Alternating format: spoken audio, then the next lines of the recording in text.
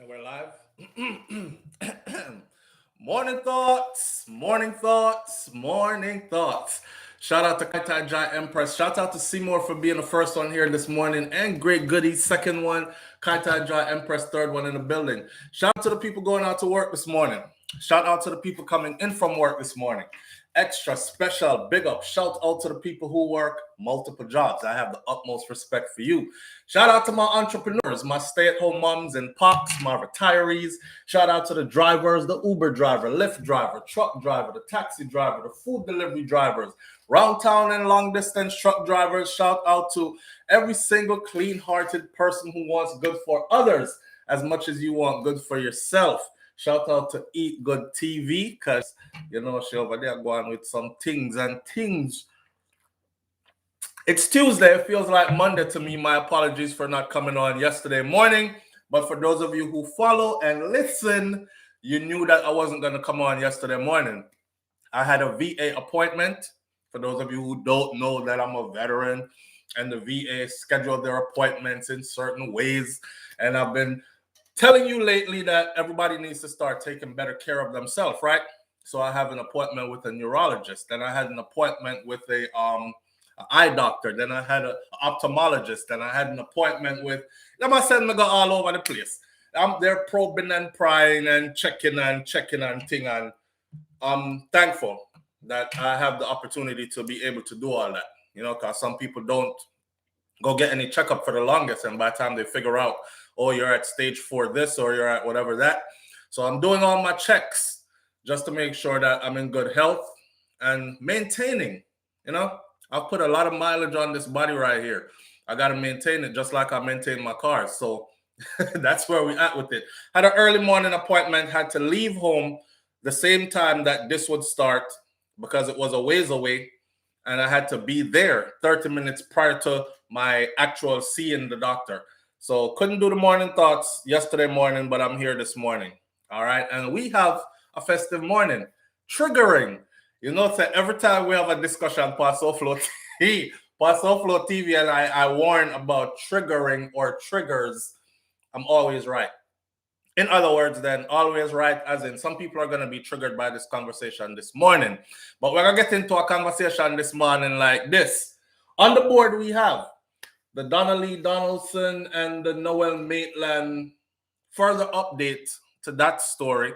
Because, he was supposed to go to court on the 22nd for bail. His lawyers were supposed to put in a bail application. We're talking about the police officer who was the boyfriend of the missing social media influencer, Donnelly Donaldson. She was also a cast member of 876 Roommates. She went missing, gone, off the face of the earth. Nobody knows where she is. Police, based on forensics, according to them, have theorized that she was murdered. The police officer has subsequently been charged, arrested, and is in lockup. They are seeking bail or were about to seek bail, and then something else happened. So now we're going to do an update to that story just so people are in tune with what's going on. And also, I have noticed that it has gone quiet, but I said this before. Don't go quiet on this. I know how we flex. We flex like this. If it's not hot and happening now, we're not in it. And then when it's hot and happening and crazy and salacious story, we're on it for about 48 to 72 hours. And then it starts to die. And then we start looking for something else to kick in those endorphins and make us feel more excited again. And we stop paying attention to that. That's exactly what's happening with the Donnelly Donaldson case. Not too many people are no longer interested. They'll jump on in the comments and say stuff like, yeah, we want justice, but it's not a part of their regular conversation anymore. It's a girl that's gone missing and they never find out anything else. The boy lock up and that's it. Let's wait and see if him gets sentenced. There's no further discussion of anything, just to keep awareness on her case and keep her name alive, so to speak. So that's one.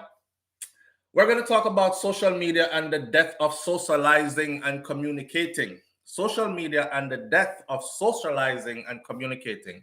That's going to be pretty interesting. Well, for me.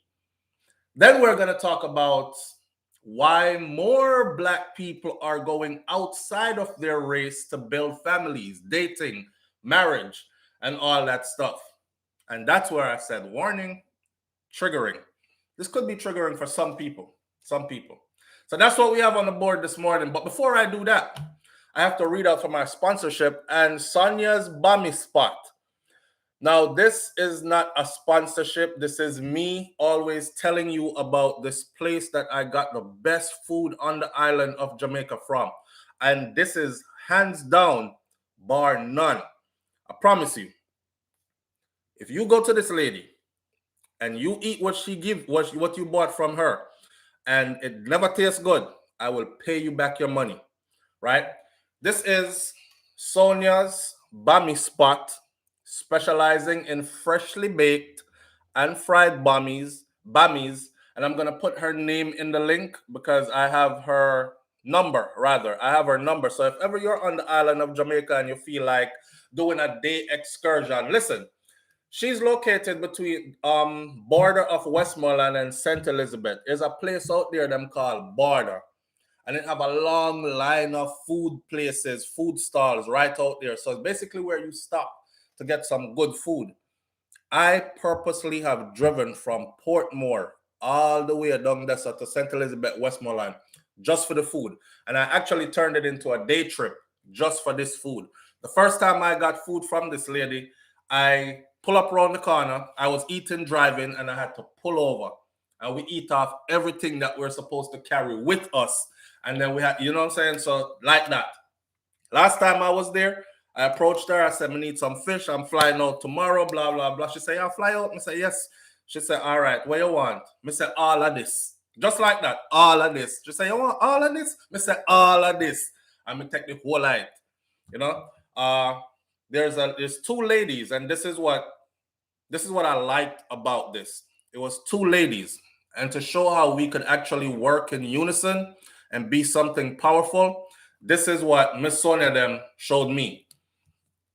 You have one lady who does fish, fresh fried fish. I talk about the fish crispy, you know, on the outside, soft on the inside, well seasoned. I don't know, we do it all thing already. We don't play with the food. It have to be done right, intricate details, done with love. We don't plaka with food, right?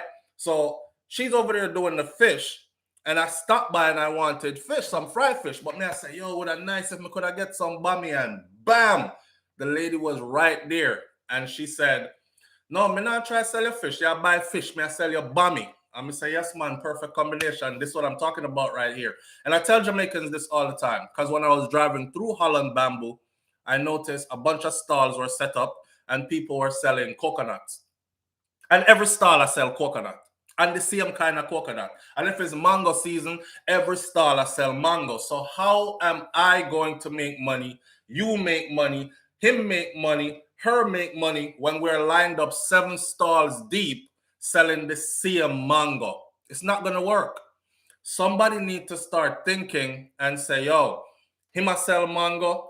Let me see if I can find a way if you puree the mango, them or sell a mango drink or a mango juice. That way I buy mango from him, or you know what I'm saying, do something different with it. So she was right there to compliment the bami them with the fried fish. I mean, I talk about bami with this. I don't know, fake up, make up bami, my friend. This I get up and grate out cassava and juice it out and early morning thing and come down fresh with fresh bami.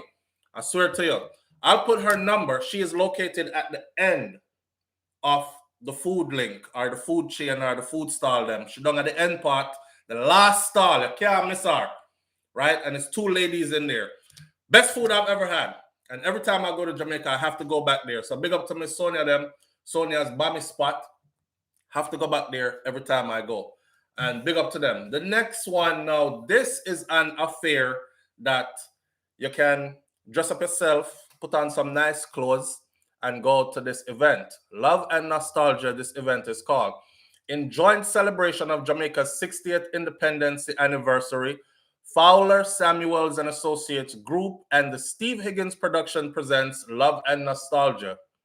This inaugural gala concert will be held under the distinguished patronage of the Honorable Oliver Mayer, who is the Consulate General of Jamaica to the southern states of the USA.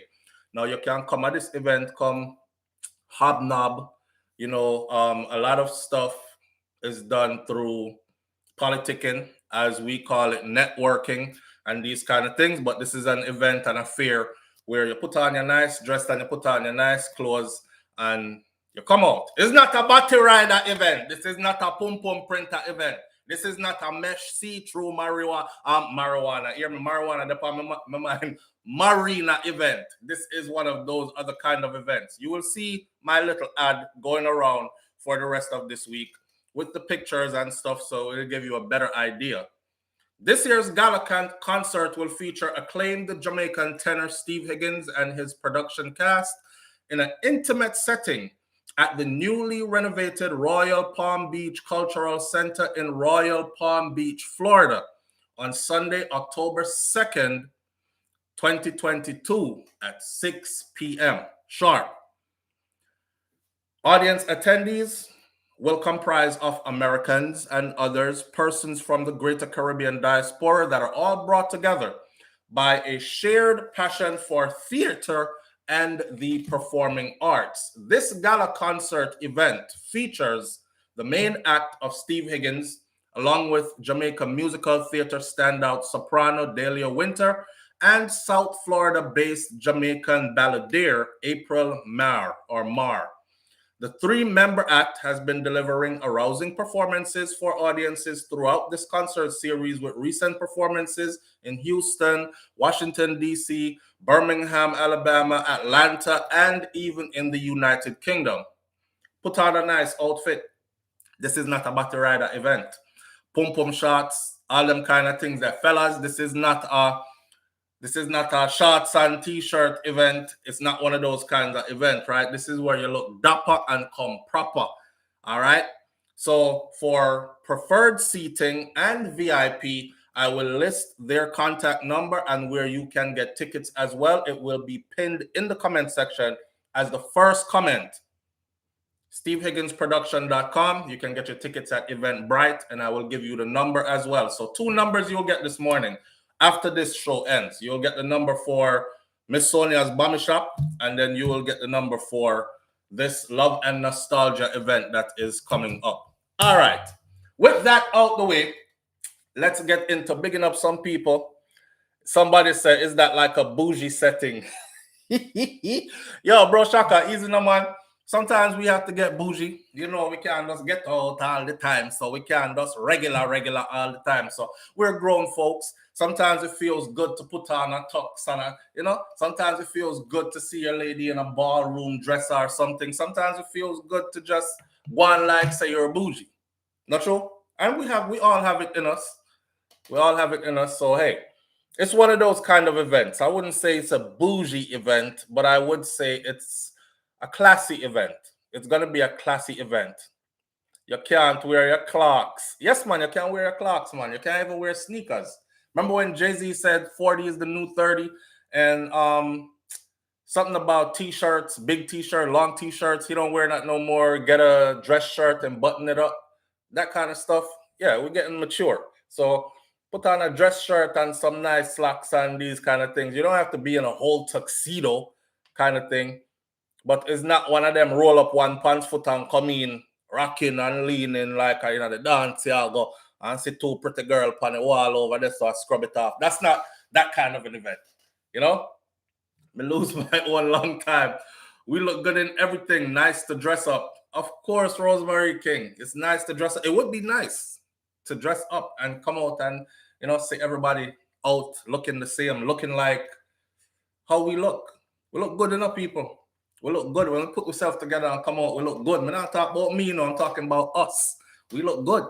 See? Different strokes for different folks, and everything has a place and a time. Nothing wrong with battery rider and pum-pum shots. Me love see them. I'm just saying, you can't wear them go certain places, but you can wear them go other places. Not true? So no newspaper. Bro Shaka says no newspaper in a back pocket. No, Bro Shaka. No newspaper in a back pocket. Sir, I want to tell you a thing. Sir, the back pocket newspaper thing, you know what that was for, right? I know because Mandy want to read news. is because a long knife did in that newspaper there. And them used to roll the newspaper and then curve the bottom part of it so the knife don't bore through it. Put it in the back pocket and put the knife down in the newspaper. That's what it was for. It wasn't because them they want to put newspaper in a back pocket. I could imagine I could imagine Bro Shaka showing up to this event, all of the wrong things. Have all them clocks, one pants foot roll up, newspaper in a back pocket. I ask the people them about how what is a bougie event this. After you get noticed, it's not that kind of event. Troublesome, may I tell you. Here what? Let's get into our topics this morning now. I'm gonna big up some people first. Oh, you mean? Big up some people first. Thank you for being here, family. Seymour, first one in. Great goodies. Second one in. Kaitai Jai Empress is in the building. Big up yourself, my sister. Audrey Wright is here. Perlis 123 is here. Denzel Gale is here. Dainty D. Dainty D.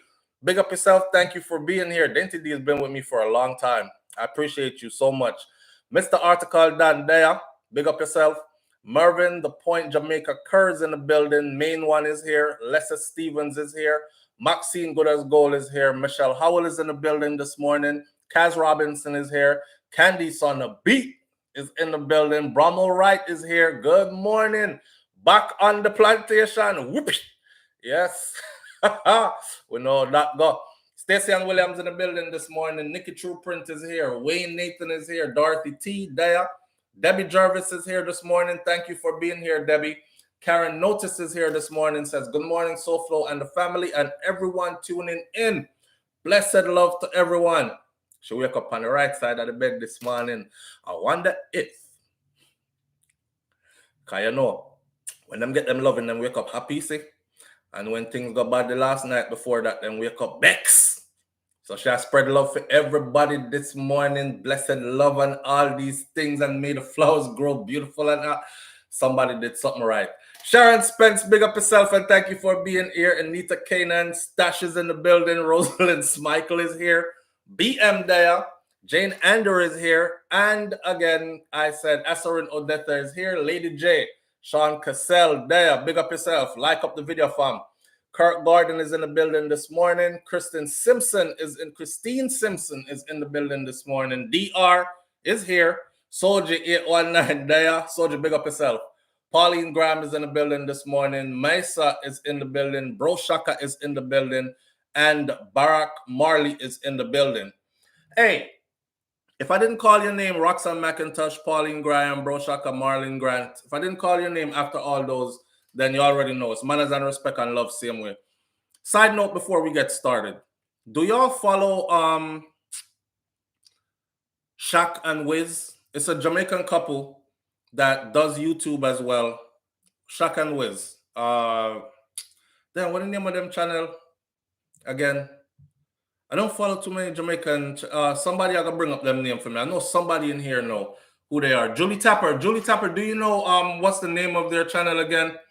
It just, you know when you talk too fast and thinking too fast and you can't get it off your JA Radio TV.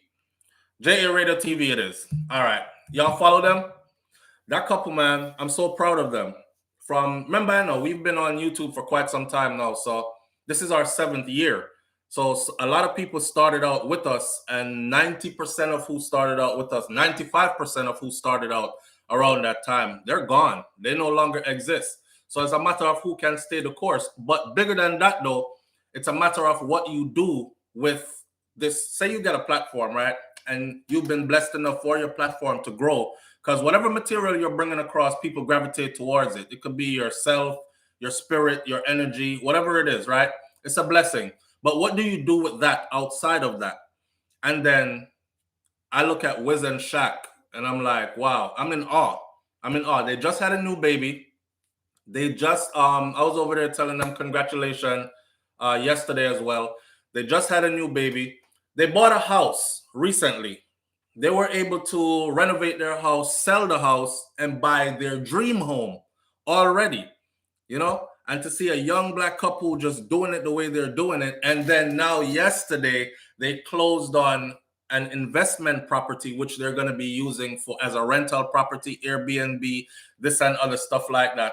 So go and check out their channel, please, and vibe with that couple. Positive vibration. And they're starting a new channel, and the new channel will be their family channel where they'll do their family vlogs and stuff. I'm here 6.5 to 7 years now with you. Yes, Dentity, absolutely. And that's why I say I appreciate you greatly for that. Because, you know, people come and left and they don't stick around, you know, but I've seen some names. Bro Shaka been here for a while. Dentity been here for a while. There are quite a few names on here that has been here for a while. And that's the true testament of doing this YouTube thing. People come and see you. Did they stay? Years later, can you look in your comment section and say, this person been here 5 years, 6 years, 7 years. This, you know, if you can't do that, then you probably won't be around for too long. So, and you know what? I should actually do a class, and I thought I was going to do a master class on YouTube because many people have asked me, SouFlo, give me some pointers or whatever. But I tell you the honest truth, I tried giving pointers, and right when I got to the point where I said, in order for you to build this, you're going to have some sleepless nights. Me here. Yeah, you can cut me off at that part then. And I'm like, okay, well, that's the biggest part of it. So I can tell you the rest, right? But that's the biggest part of it.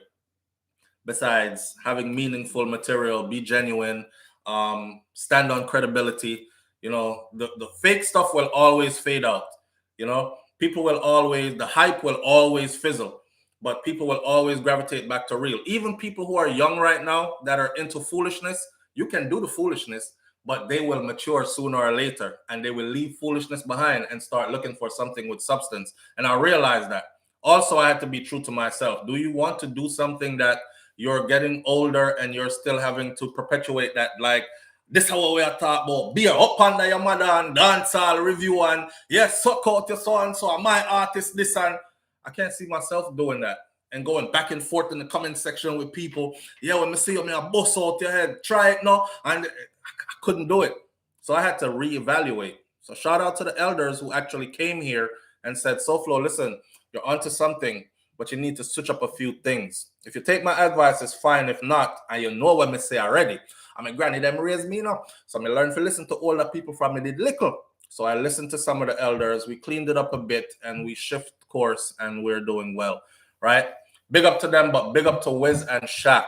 I'm proud of them, extra proud of them, and I just love seeing it. With that said, though, because that's a black couple, the question of the morning is, why are so many black people going outside of their race to build families, to date, to marry, etc.? Let's start off the conversation right there this morning. Why are so many black folks going outside of their race to date and marry and start families or have families and extend families and all these things? Why? Do you have a clue why? You know, everybody is going to say, I don't care who anybody want to date, I feel them business. But there has been an explosion of lately, and I've noticed it. You see, I grew up in a time, right? Let me tell you, true story. So I went to the UK pretty young. I told you all that before. I wanted to leave America so bad because things weren't too right at home, and I just wanted to get away. Bought my ticket at 17. Pending date to fly out was the day after I turned 18 because I wouldn't need anybody's permission. Somebody says to widen their options. So I go over in the UK then, and it was the first time I had seen so many interracial relationships and biracial children running around the place. And I was like, wow. Because I was coming from Miami. I grew up in Miami. I'm talking about Miami, North Miami, and Opelika and Carol City and them places there. We had what was called Cracker Day in school. Just because, and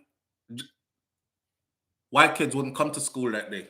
A lot of them would be like, and if they did, they would crawl up on the wall when they saw you and pass you like this in the hallway because it was Cracker Day. And they don't know if you're one of them that's going to just haul off and just because it's Cracker Day. So I was coming from that. You dare not say you wanted to date a white girl back then. And white girls weren't looking at black guys back then to date either. It was just we were separated. So when I went to the UK and I saw this, I was like, whoa. Fast forward a little bit, I come back from the UK, right? come back from the UK. Had a girl over there that I was dealing with, Jenny Mitchell, wherever she is in the world today, big up to her. Jenny Mitchell decides that wherever you're going in the world, I'm going too. I just want to be with you. You know, when you're young and not to have too much sense and stuff, and you think you're a little thing gonna last forever. So she flew over to the US shortly after I came and landed, and we're in Miami. And I remember going out in public. I took her to the flea market. That time, 183rd Street Flea Market was open and popping. Took her over there to the 183rd Street Flea Market, and I heard one sister look on me and say, that what you feel you need in your life? I said, what? Because I was shocked. I was actually shocked that they were so forward. Like, she dead up look on me like this and look at her. Did her face like this, turned her head away, came back around. She was like, that's what you feel you need in your life? And walked away. And I went home and I told my mom. I was like, Mommy, my day at flea market, right? I walk with Jenny. I want a black girl come up to me. It was a group of them, but one of them come up to me and look me up and down and look her up and down and say, if that's what me feel me need in my life. And cut your and walk away. What is that? You know, my mom was like, hey, you know, I mean, it's not, do you see it around here? It's not common. Now, I will say this, Florida has changed on a whole. Mid there from when them thing that you would never see it. I had never seen an interracial couple growing up, even though I lie me I tell, because my best friend Shane was in high school. He's half Italian and black Jamaican, so he's biracial. I did see it growing up, but it was taboo. It was taboo. Me never see too much any other outside of that, right? And you know, I started treating her differently just because of that. So me I look excuse now for send the girl go back home, but me couldn't say like leave, come out, go home. So I started finding excuses. I remember the thing that broke the camel's back was she went and used the bathroom one day, and she left her period blood on the toilet seat. True story, you know. I'm going to the bathroom next, so I'm a seat. So when me see it, hear me now. Be a dirty thinking nasty girl, why your blood up on the toilet seat? Hey, come clean off this blood. And I went in on her for that. You know, and my mom was like, listen, come here. And I went, and she said, hey, that's somebody's daughter. I don't care. I don't care if she black, white, or whatever. It's somebody's daughter. And if you don't have no good intentions for her, send her back to where she came from. Don't have her here stringing her along. That's somebody's child, right? She's a female. I'm a female. And I don't like that. I don't like what I'm seeing. So she heard it too. So she was like, you know what? I'm out of here. I wish you all the best and thing. I love you with all my heart. Hopefully we'll meet again if destiny has it that way, blah, blah, blah. We never met again. So apparently destiny never had it that way. We never put effort out to meeting again. She went her way and she flew out. I dropped her off at the airport, gave her hugs, and that was it. She was off back to the UK. But the strain, we couldn't go outside. We couldn't go outside together. And I was pretty young and I felt that then. I was like, wow, this feel like pressure. But now, different story, right? Everybody is biracial or dating outside their race or looking outside their race, finding others beautiful and sexy and everything. So I'm asking, but I'm seeing it more in the black community, as in black people stepping out. And notice I never said black man. Notice I never said black woman. I said black people, because it's been a rise. I've seen a lot of sisters with white men lately, and I've seen a lot of brothers with white women lately. So, and it's not even like Asian or Hispanic. I'm talking about the sharp contrast between the black and white, right? So that's where we're at with it. I don't know why. My question was, why do you think that more of us are going outside of our races to build families, to date, to marry, etc.? One comment I saw was because it's stress-free. Julie Tapper says, some want pretty kids with good hair. Listen up. I find that so offensive. But I know it's a joke, but I find it so offensive because people actually believe that. And the funny thing is, when they put their hands in our hair, themselves is like, man, this is how hair is supposed to be. I'll never forget being in the UK and them people just jam them hand in my locks, just jamming their hand in my hair without my permission. Oh, can I touch your hair? And put their hand in my hair before I said yes or no. Again, true story. See, oh, this is how hair is supposed to be. And I'm looking around like, am I gonna be lynched? Is this a setup? Wagwan yaso. I'm moving away and looking paro. I'm coming from the US, right? I'm coming from the South, and I end up in the UK, and we're there like liberated when it comes to this thing. Yeah. So most of them look like they want a lighter colored baby. That's number one. I've been hearing most males say as an excuse that they want a lighter colored baby. Wow. One of the saddest thing that I find though is when you purposely go out of your way and you literally look and say, like, black girls don't look good to me, or I'm not attracted to black women. How can you not be when you got everything you have from one and one brought you here? Like she was your mothership, your vessel that brought you here, right? So how can you not find any beauty in her? That's weird. It's okay if you want to go date other people. Same thing for the women. I've seen it. I've seen black women totally. I'm not attracted to black guys and totally switch up. And then she's over here with a white dude and she thinks that white guys are beautiful and they're sexy and they're this and they're that. And she cut her eye past every black man. And I'm like, you black as hell. And not only that, your mom black, your daddy black, your brother's black. Like, how did you get to that point where you no longer saw any kind of beauty in them? You know, different people have different experiences growing up. You know what I'm saying? It's just like how some people say, I will never go back to Jamaica SouFLo. I don't care what you want to tell me. Say, what kind of beautiful picture you are trying to paint? You can't sell it to me. My experience there was hellish. My mama got raped. I got molested. My brother got killed, blah, blah, blah. And I have to look at them like, hey, that's not my reality. You know, not maybe if all that happened to me, I would be saying the same thing you're saying too. But it's not my reality. So I don't want to dismiss people's reason because I'm not living their life. But I find it weird. Like I could never be in that place to where I'm like, I don't want to see no black woman. Them not even look good to me. I'm not attracted to them kind of thing. Even if I'm with a white woman or I'm dating a white woman, I've always said you go where love is though, right? You go where love is. Most of us are mixed up anyways. So this whole notion of I'm 100% this or I'm 100% that, and no, you're not.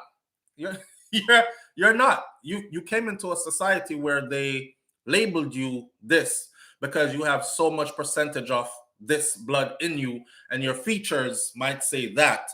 But if you should truly do a DNA breakdown, you're not 100% of anything. You're not no damn Mandinka warrior running around here 100% raw and all this. You're not. See? And people to me is people, and you have good people here and bad people there, and everybody have good and bad in them. You just have to find the good people. But I truly believe in going where love is, and love for me is respect, right? Love for me is respect. I don't want nobody tell me with them mouth about I love you and then show me something different. I want respect. When you respect me is when you love me. And this is my experience. Most of them, she said, lighter skin. Unless you diss me, I shall be with you to the end like Chucky. Brahmo Wright says. Pauline Graham says, I don't know why, bro, Shaka. Some are because of the hypocrisy of having pretty hair children. Anytime you start talking about pretty hair and ugly hair, then you know you're in a different level of ignorance. That's me. Anytime you start saying this is pretty hair, this is ugly hair, you are in a different. You're up on a higher height of ignorance. See, I actually feel sorry for you because I can't even imagine being there. I know what mindset exists in that space though, and to see someone who is actually there is sad. You know, Mrs. Nia says, "I'm telling you, that interracial thing has exploded. I be at the gym and a white man looking like, that's crazy, LOL. And I'm not about to be a TikTok or YouTube couple. Sorry. Listen up. um, let's not go past the fact that it's more marketable. It's more marketable. Here's a fun fact for you. Majority of the black men in the NFL, wait for it. I did a little research. Majority of the black men in the NFL who are married to black women. Yeah. Media shows you mostly 95% of the time, they will show you the ones with their families. They will show you the ones who are biracial. They won't show you the black family. They won't show you the dude who's been in the league for the last 8-10 years and he married his high school sweetheart or his college girlfriend. He did 2 years or 4 years in college. He graduated. He got selected to the league. Or he did 2 years in college. He graduated, or 2 years in college and got selected to the league.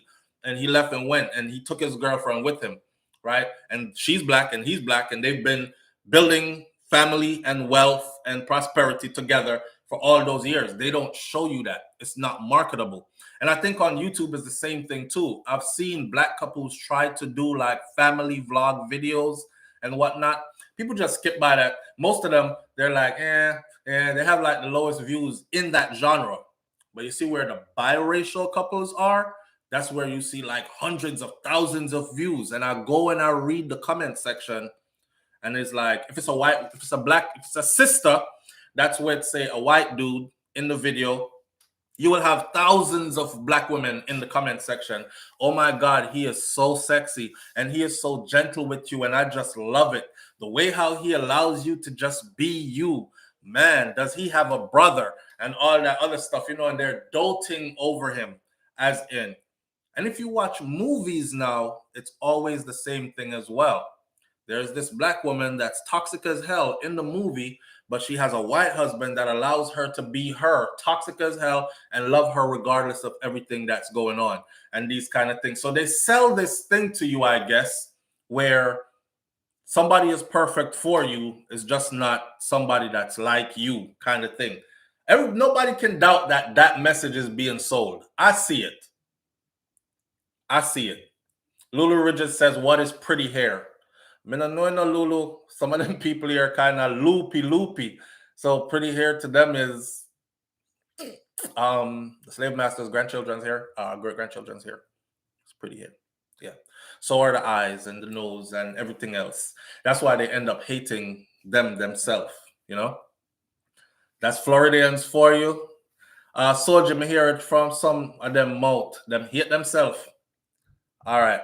We're running through these comments because I want it to be an interactive morning because I think this is a deep topic that needs to be aired out. Mrs. Neal says, I'm from New York and been down Virginia and North Carolina for decades, and I've never wanted nothing but a black man. Yeah, and some people are like that. And then others are like curious. Let me try out. Let me see. Let me this, let me that. Let me put it this way. If you want to be somebody's experiment, then go ahead. But if you catch a genuine one or a genuine one catches you, whichever way it goes, then also go ahead. I believe in people living their lives. I'm not here to tell anybody how to live, but I have seen where sisters were used as experiments. I wonder what it's like to be with a black girl. I want some black coochie. And they might hang around and have a couple of black friends, as in male friends, or they might befriend some black males just to get closer to like a female population of black. And they get in there and they do their thing. That's where they play. That's where they have fun at. But you're not. They'll never carry you home. They'll never take you home and present you to the family because they can't. They don't want to be written out of the will, or they gotta wait till granddaddy pass away at least because he is the patriarch of the family and he's not going to stand for it. Interracial is huge in Canada. My only son is half white, says Seymour. See? I mean, I have biracial children. I have 2. So I'm no stranger to that world. I can tell you this though, and again, I do this long talking thing just to get to Bro Shaka says, my black African people love when them baby is mixed with another race. I can tell you this. I see somebody say, peace of mind or something. Yes, LeBron James is one of them, but even before LeBron James, there were others that are black couples in the NBA and NFL, professional sports. The common saying is, yep, soon as they make it to the NBA or the NFL, they go get a white chick, which is quite not true, actually. You'll see the young dudes out here. I mean, of course, the ratio is, right? And sometimes the white chick that a lot of them are with is a white chick that he was with from like junior high and high school too. So you can't even, well, he's supposed to ditch her because she's white and he made it. And everybody is going to say, oh, you made it, so now you got a white chick. So sorry, Sarah, I can't be with you anymore. I got to go over here and get me a black girl because I don't want my community saying that I got a white chick just because I made it, even though me and you've been together since junior high. So here we are. Let's put it this way. I think people go where they're respected. Some people purposely go for different reasons. All the reasons on a just name. I've seen people go because they claim they want light-skinned picnic with pretty hair. I've actually heard black women tell their daughters, make sure you not breed for no black boy, You don't want no black, ugly black baby picnic, grand picnic, and these things. And I've seen it. I've seen them say that both in patois because they were Jamaican, and I've seen them say it in American or American English, Ebonics, even whatever you want to call it, because those were American. So I've seen different black cultures, Jamaican, American, black American, tell their daughters the same thing. Make sure you get you one of them red. If he not red, he gotta be white. Make sure you get you one of them. You know what I mean? There was also this association that they must have money, right? So and they take care of their children. So if you're gonna have children for one of them, then by all means, you're gonna go right into the money, and the children are gonna be well taken care of. Everything that is good will happen over there. So make sure that's where you're heading, kind of thing. And some people really still believe that. But again, there are people now who are grown and are just getting to it and have been within their race for forever and are just now deciding, you know what? Maybe I want to lean over to this side and see, because there's love over here and there's respect over here.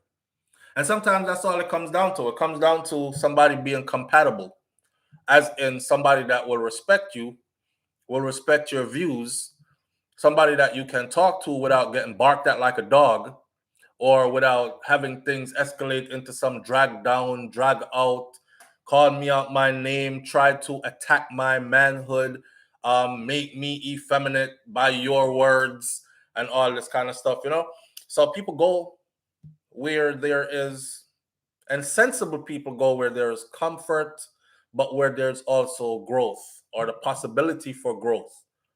Somebody who's going to build with you, not somebody who's going to break you down and then leave you broken down.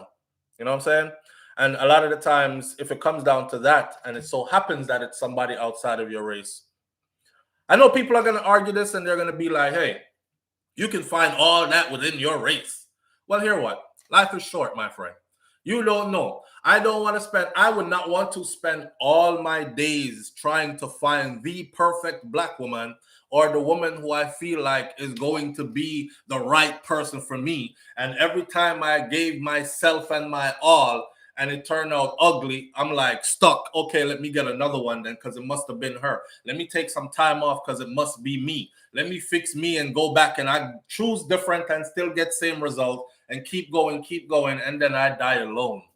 No children, never been in love fully, never had the joy of being loved and respected and cared for in return, reciprocation, all that stuff. You're stuck in a relationship where you don't hear I love you unless you say I love you first.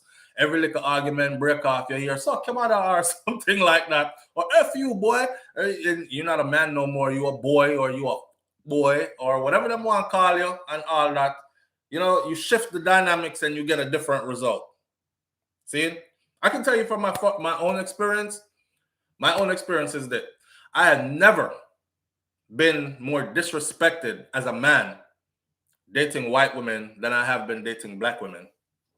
And I don't know if it's because we both been traumatized, like, as in, see, one thing we have to accept is that as black people, we are traumatized.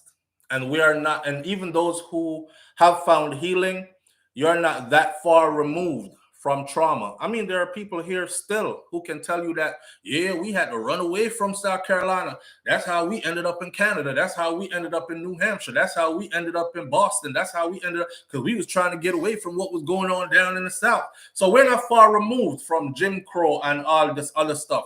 And if you're not how's it go again? If you're white, you're right. If you're black, stay back. If you're brown, stick around. That kind of stuff. We're not far removed from all that. So the brainwashing in that manner is still very much active within us, right? And all that. We're not very far removed from the trauma. But I can tell you from my own experience, and again, I said my own experience, I have never been more disrespected that as a man than when I am with a black woman. Facts. And it's the same black woman who will have an issue with you being with a white woman. White woman will ask me, do you want something to eat? I'm going to the kitchen. You want me to bring you back something? They cater to you so much to the point. That's my experience I'm speaking from. They cater so much to the point where I used to find it weird. And I would even sabotage the relationship. You know, I would say, man, I know this really wants still. Yo, this feel weird. You know, start taking liberties and just frig up the whole thing because not used to that. And you go back to your, and then this is where the drama is at. You know, you say something to your black woman and then it's like, what? And what? Yeah, that's what I said. What? Uh-huh. And now you're like, oh, goddamn, well, fuck you too, nigga. Whoa, we gonna fight or what? What? And you into that kind of relationship now. All because you want to be with a black woman? No, I don't think that's cool. I don't think that's cool. So it's wherever your peace is at.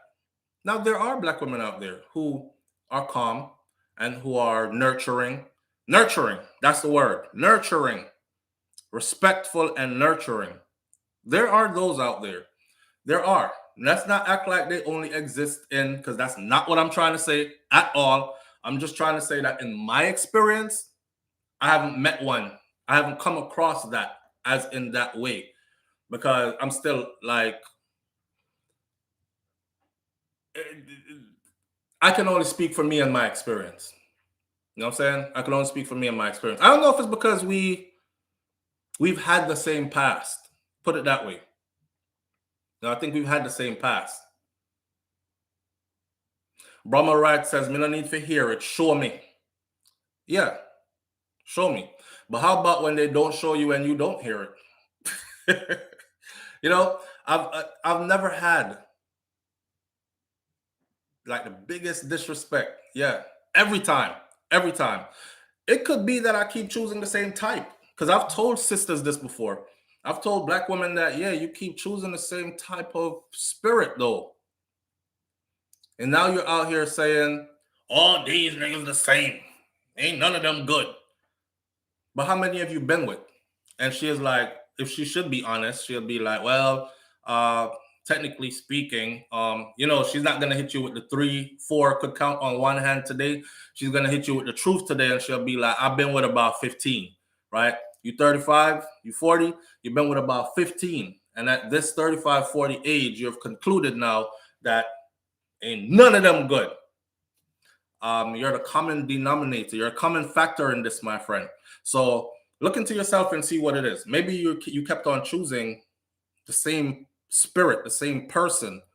You went for a different look, but you didn't go for a different personality, a different person. So maybe that's what I was doing. Maybe I was going for like a different look, but same spirit, same personality. Something in me must have felt like it needed that kind of an interaction, that kind of a drama. There's something there that I haven't quite grasped how to handle yet, how to master yet, right? Because this is all about self-mastery. So maybe there's some reason why I keep, but that's been my experience. My experience is when I'm with white women, I feel better because there's no drama unless I create the drama. True. I created the drama every single time. Black woman, you say, hey, my what's for dinner? Big fight start. Jeez. How the kids doing? Big fight start. Anything you say, big fight start. That big fight can start so easily. Then, you know. I don't know, man. Why are more black people going outside of their race to build families, date, marry, etc.? Some people will say this. Nah, it's because you put more effort in. Because the things that you would do for white girl, you won't do them for black woman. That's a lie. That's a lie. That's a lie. I've bent backwards for my sisters. I was with one time, and she told me this. First, she quit her job, right? And that wasn't the plan. She quit her job. And I noticed that she wasn't. How you quit your job and you don't tell the man you with that you quit your job? So I noticed that she wasn't going to work. So I'm like, what the hell going on? What? You stopped working? And she was like, yeah. I just feel like I was gonna like take a couple of days off or a couple of weeks off or whatever. I'm like, days off, weeks off, which one is it? It ended up being one big argument. Listen, as long as you working and paying the bills, I don't have to do nothing. What the? This the same one that told me, you the one that's complaining about the house being dirty. Clean it up. If you find it dirty, clean it up. Now, mind you know, I'm away working my ass off, training. I come home, my house is messed up. I see dishes in the sink pile this high. I'm like, what the hell? And you knew when I was coming home, I didn't come home by surprise, and you didn't even like, you know, when women care and they're like, wow, babe, coming home today. I know I took a couple of days off, rest, throw my feet up on the couch, watch some TV. Now make sure the house clean so at least him come home to a clean house. Never mind, he's the one that pays all the bills. You know, I have no bills for pay. I don't know what new generation women have gotten into their head like they can exist without paying not one single bill. And the same person that pays all the bills, she'll sit up in that nice house that you give her under that cool ass AC and text you fuck you messages all day. Maybe you feel like maybe you need to like get up and go out and rush to work this morning. And oh shit, I gotta be at work by 8. It's 7:45 and I'm in traffic. I gotta go, you know, and clock into somebody's job somewhere and work and feel that. Because when you take that away and give her total comfort, she turn it around upon you. That's been my experience. I come home and she said, well, you the one, why you complaining about it being dirty? If you feel like it's dirty, you clean it up. That's when I said, this bitch gotta go. I gotta figure a way out of this. I can't do this. I cannot do this. You know? So I don't know, man. Maybe they try harder. Maybe they try harder. Maybe it's not even us trying harder. Maybe it's them trying harder from the other side because they already know all the stereotypes that come with it, you know, and they don't want to be looked at as, oh, I'm only using her for an experiment or I'm only using him for an experiment. So they try extra hard to be nice. Or maybe it's because they weren't traumatized and they don't carry the baggages that we carry. Because believe me, our growing up experiences have scarred some of us, many of us, and it plays out into our relationships, how we interact with each other. You know, excitement alone will make clean the house immediately. Boy, that's a no for me. Let me read some of them comments. Hold on. Debbie Jarvis says, yep, experience that from my own mama. Anything too black, no good. My two beautiful babies' daddy is a Bahamian black man. It almost killed her, but oh well. And I love when people come in the comment section and verify these things I say, because believe it or not, there are some people who are still in denial. Look at him making this stuff up. No, black women can tell you that. Their own mama told them that. I heard it. I was a black boy my whole life, unless something happened that I don't remember. But I've been in the black community since I was born. So I can speak from what I've seen, what I've witnessed. Jane Anderson. Jane Anderson says, if you want tasteless food, go for it. You're wicked now. Hear what? You could teach them how to cook and they'll learn because they're so excited to learn your way and learn from you. Well, I don't know. I have another theory when it comes to the dynamics of a relationship. See, it's like this. Men usually lead. So when I see black women with white men, those sisters are usually like her sisterness is gone. Like her sisterness is gone, right? Whereas when I see a black man with a white woman, it looked like she crossed over and now she a sister because she trying to act so much like she a sister. You know, she getting the cane roll braids, she picking up the mannerisms, and it's the same thing over there on the other side. It's like the black woman go over there and she's picking up that mannerisms, and she is dressing the way they dress and carrying herself the way they desire, kind of thing. I'm just noticing. You know, that's just me observing people, human conditions. Somebody who want tasteless food, you can't teach them to cook, man. It all depends on one person personally. Divine Order says dad is with a white woman, number 2 chick. He's still married. I believe that he's experiencing a certain type of lifestyle than from before. Kata Joy, you take the words out of my mouth. Brahma Wright says bye. Nurse Stewie says there's no drama because they are not true to themselves. Boy, I don't know about that, you know. I don't know about that. I've heard that one before where they're like, oh, you just want me to be this like fake ass white girl like the one you're used to. I'm like, the white girls I've been with, they were never fake. They were as real as it got. They didn't have anything to be like, they weren't hiding nothing, you know.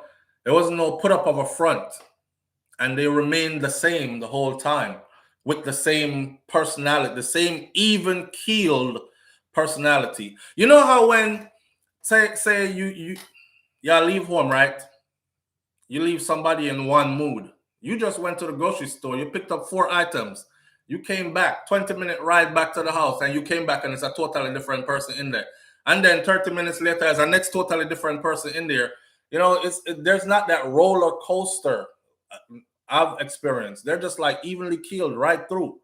The ones that I've been with, anyways. Right? Them can't cook. Lime, me black pepper, me black empress them. Them can't cook like me black empress them. Cooking is a thing where you can teach people, man, and people can learn. Me say a China boy cook oxtail the other day and put it on Instagram, and the amount of Jamaican woman when me see under that, China boy suddenly became sexy. They suddenly forgot that the Chinese are colonizing Jamaica and them not care because China boy cook oxtail, rice, and peas. And he said, this is a Jamaican dish, and me as a Chinese man, I'm going to try to cook it. And them, see them here? Him can go and do. Yeah, man, him cute too, you know, him getting look good.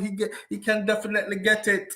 And because him imitate cook and boy, it look good, it look perfect, it look done right. I guess somebody must say I teach him. Follow instructions on a video on YouTube and cook. Something will look like the perfect oxtail. So that just goes to say, if y'all gonna think about tasteless food and all that, them can learn from you if they're willing to learn. And that's a beautiful part of a relationship when you're with somebody who's willing to learn from you and you can learn something from them too. I always say, if you don't have nothing to teach each other, keep each other excited, then you shouldn't be together because it'll get boring real fast, you know? And if you're rejecting everything that the other one is trying to teach, then that also turns into enemy grounds real quick. You can't tell me nothing. I know everything, you know nothing. That kind of attitude, then you're in for problems, right? Kaitai Jai Empress says, you see, because I'm a free thinker and I am an independent thinker, I can never fully submit to someone other than myself. Well, there goes that. There goes that. I don't think a good man is asking for that kind of submission, like, bow down, respect me, get over here, beer whippings. I don't think a grown, respectable man is probably looking more for just respect, mutual respect. You know, mutual respect. I don't know what it is about, like, we have seen the rise of the group of women that are now more complicated than ever before. Because she wants respect, but she doesn't think she needs to give respect, especially to the person who she demands respect from. You know, she wants equality, but she feels like you must do most of the work. Then how the hell are we equal? She wants to be provided for and taken care of, but she don't feel like reciprocation is important. Like, the list goes on. You know, it's kind of like weird. It's kind of weird. That's a no for me. Say what? Hold on there. I wonder if them know say a fake oxtail here, bro Shaka now. Bro Shaka no bad no business. From it cooked down good and throw in some broad beans and them something there. It's good. Coconut and rice and peas in the coconut water. And nobody is complaining. I could have dog tail. They don't business, them and yam it.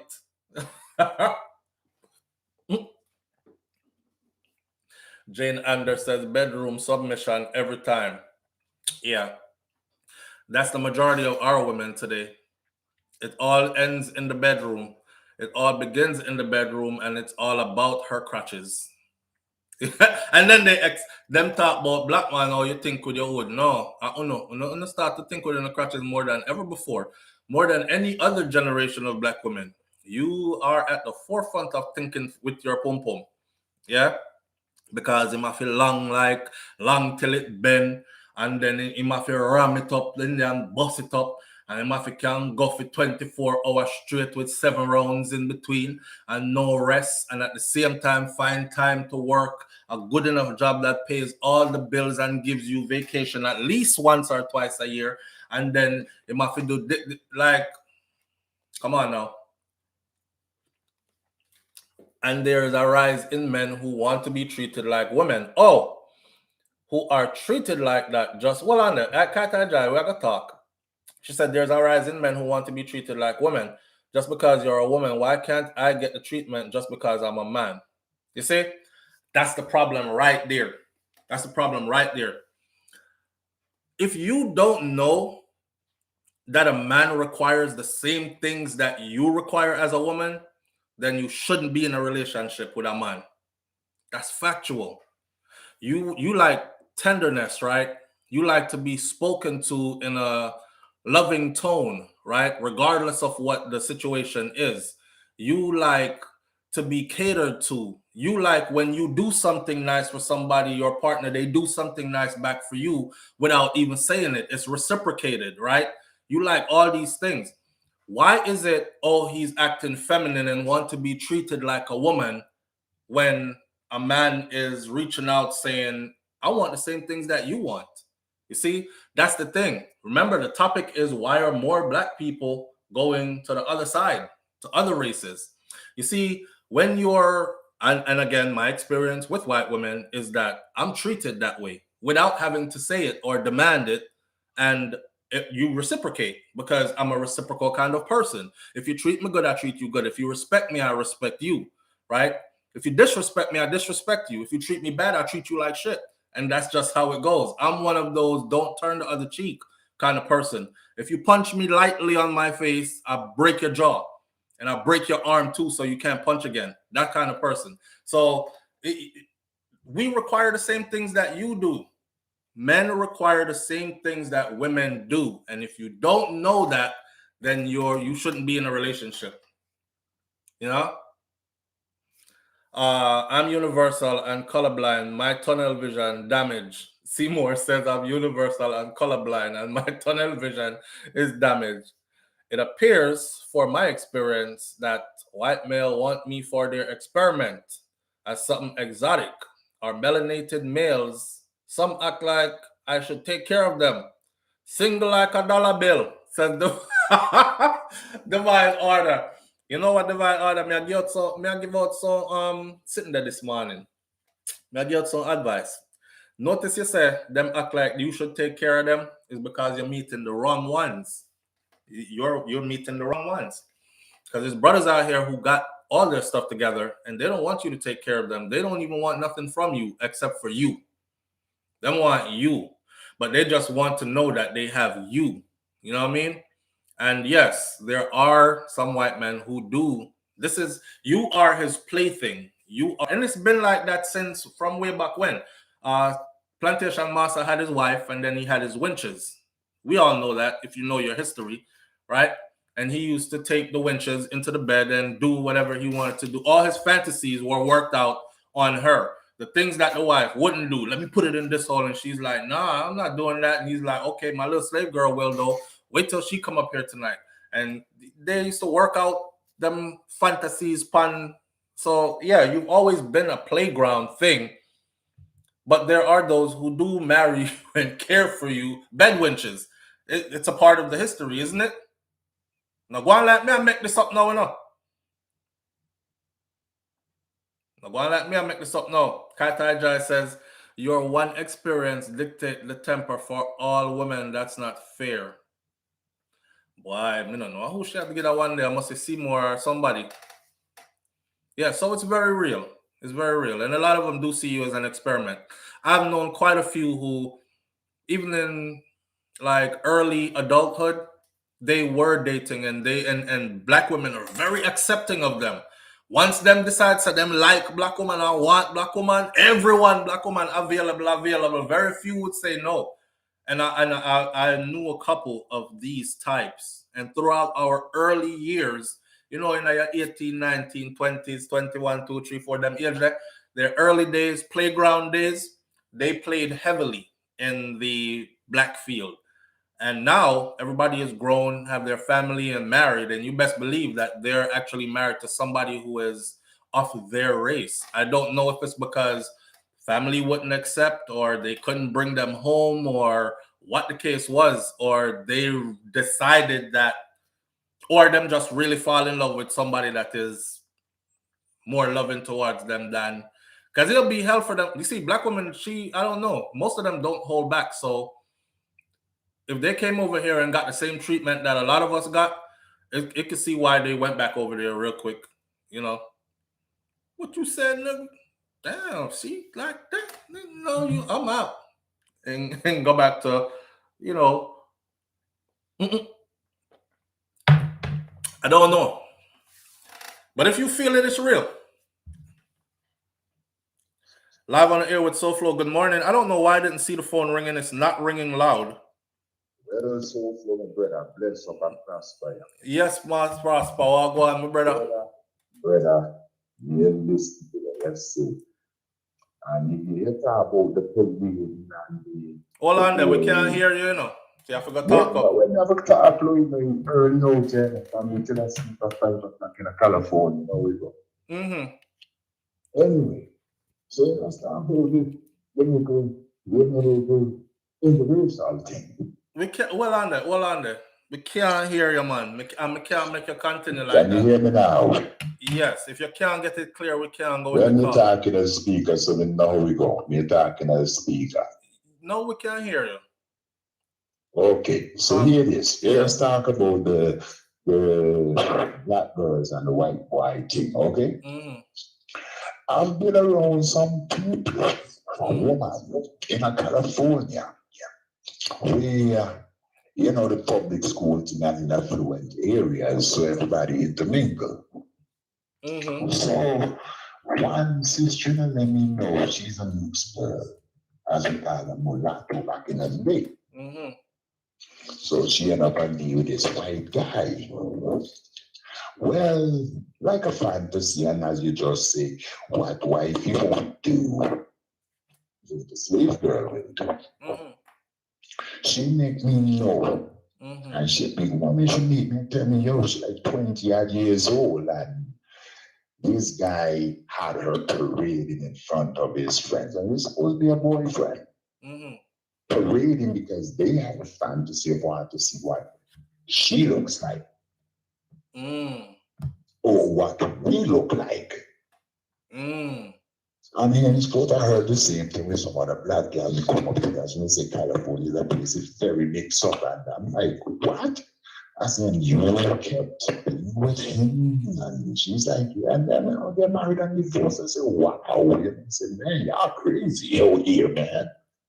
So some things you touch and think this is real things that go on right now, present day, guys. As me say, we all can is so liberal, we have so much of mixed kids and so forth, so flip and the other. And yes, it's a mix up out here, so brethren. My youth them go to high school.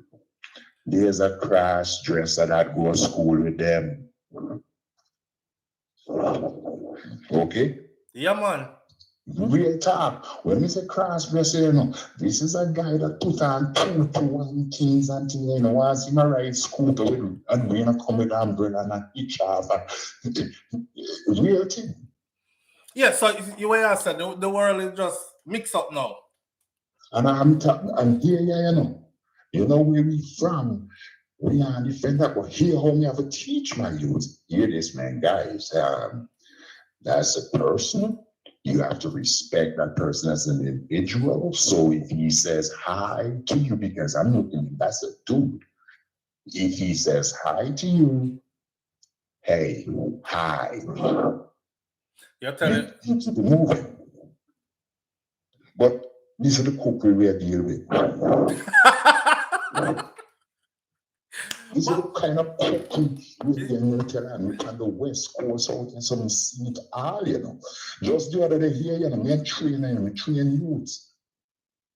We have a youth show up with two, you know, if two man, two daddy, but the two man. I raise a man, you know, a youth. And the youth that do some exercise and then they come wiping face and say, hey, yeah, y'all need to leave. Y'all need to leave because I mean, one time they used to do some exercise and we kind of say, man, you gotta man up. And the two of them say, oh, good God, Lord. I say, no, I'm not gonna have these clients no more. Mash up my money. New age. But you know, this is the thing you deal with. I mean, it's a teach. I see two mommy, I mean, them play baseball, I have two teammates with two mommy and all that kind of stuff, you know. At the arms was in California. Why? All right, my brother. So anyway, man, as up to we put some comments on the thing Friday, but you make a talk about them youths and you teach youths about some positive ambition, you know, so forth. We have the same conversation. My youth, them a 16-year-old teen boys. All right. One. Anyway, manners are respect. Chat and thing, manners of people. All right. Blessed love.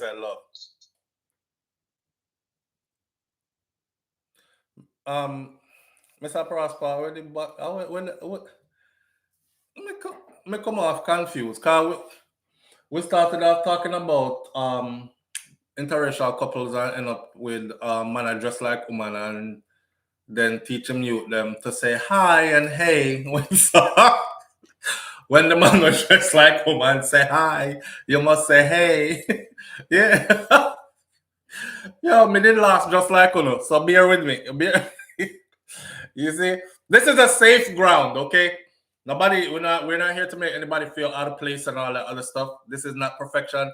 This is a safe ground. This is a family. We don't know in our family we always have one drunk uncle, one mad uncle, one crazy cousin, one whoring sister, one this, one that. You know, so and we all come together and we love each other same way, a family. So that's how we are do over here. Somebody said it sound like a kidnapper. Oh God! One next person said man sound like him under the bed and know what his wife hear him or him boss hear him a calling. Listen, me no one. Hey, who just called just now? Please call back. I don't know why the phone isn't ringing. Jaja. I don't know why the phone not ring. Ring volume up. Live on the air with SouFLo. Good morning. Hello, good morning. Can you hear me? Yes, I can hear you. Okay, this is Shelly. Hi, Shelly. How you doing? I'm doing well, thank you. Talk to me. Say it again? I said, talk to us now. Shelly, you don't sound too clear either. Okay. How about now? Yes, you took us off Bluetooth. I had my headphones on. Yes. Okay. Okay, to the topic, right? I have several things to say. All right. Okay. First, I think that with the rise of like interracial couple with black men and women going outside, I think it's because it's a lot more accepted. You think it's because society is accepting it more now? Yes, I do. Because remember, back in the day, if a black man looked at a white woman, he would be lynched. Exactly, yeah. And they were prohibited from doing that. So it's not happening anymore. So black men is free to date whoever. But you know that back then, even before that period, because that period where we weren't allowed to look at them was the Jim Crow era. Before the Jim Crow era, you had the slave shack. And in the slave shack, when master went away on vacation, business, whatever, his wife, the missus, she would go choose her a buck down in the barn. And the buck had to go give her some rounds. And if he didn't, she would yell rape and threaten him in that manner, so he would have to perform. That's stuff that really happened, Yeah, I mean that's stuff that happened, but what I'm saying is not that's happening, not happening anymore. Right. So like I don't think anybody's like really thinking about that because we're not slaves anymore. We're not living in that era. Right. So same with black women. A lot of black women years ago would say they would never date a black man, or they would never date another race except for a black man. They don't want nothing but a black man. And a lot of them now are saying, you know what, I'm going to open up my options, just because they like love is love and it's about character. Right. And I think that's why, one of the reasons. And also, people are just have their preferences, right? Like a man could say they prefer blondes with blue eyes because that's what he likes. And right. Same with a black woman. Maybe she like Asians or Latin men. You know what I'm saying? So, but there's don't you think there's a deeper psychology to that though? Because I've never seen this. One I've never seen. I've never seen or heard a white man say the most beautiful woman on earth is a black woman, knowing that his mama is white. I've never seen or heard it. I've never seen or heard an Asian say, Chinese, whatever you want to call them, say the most beautiful woman on earth is a black woman. Even if they are dating or with a black woman, they would still never give her that crown to say she's the most beautiful woman on earth. You don't think there's a deeper psychology to this? That a black woman could say, I'm attracted to Asian men, that's my thing. Or white men, that's my thing. No, because you have a lot of black men, especially on TikTok, that would say that black women are the, what did a black guy say? He said, he was on TikTok and it went viral. And he said that a lot of young black men don't find black women attractive, and he feels that black women are bottom feeders. That's what he said. You could look it up on, and if you want. And he said that as a general statement. Yes. Well, he's so an you idiot. have a lot of. He's so a big clown because you can't. Right, but yeah. And I'm sorry, there's an echo. I don't know why there's an echo. But I don't know why. You're good over here though, but that's just generally speaking his opinion though. You know. No, but it's a lot of. I don't want to get into that topic because it's gonna go into another thing. But you have a lot of black men that feel that way, especially on YouTube, will basically say that white women or like Latin women are better than black women. Okay, let me tell you where that discussion might be coming from. It might be coming from what we discussed earlier, like respect level, right?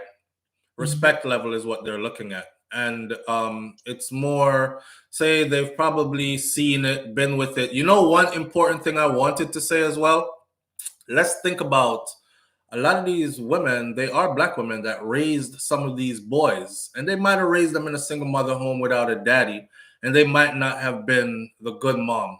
Not even I won't even say perfect, a good mom. And that person remembers that experience.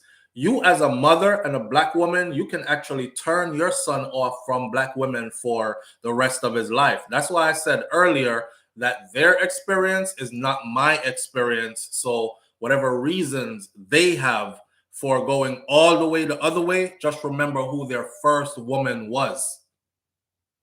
Okay, so with that analogy, if a black woman would date a white man, would that qualify as well that she went to that side? Yeah, it might be. She was turned off. It might have been, might have been a couple of things.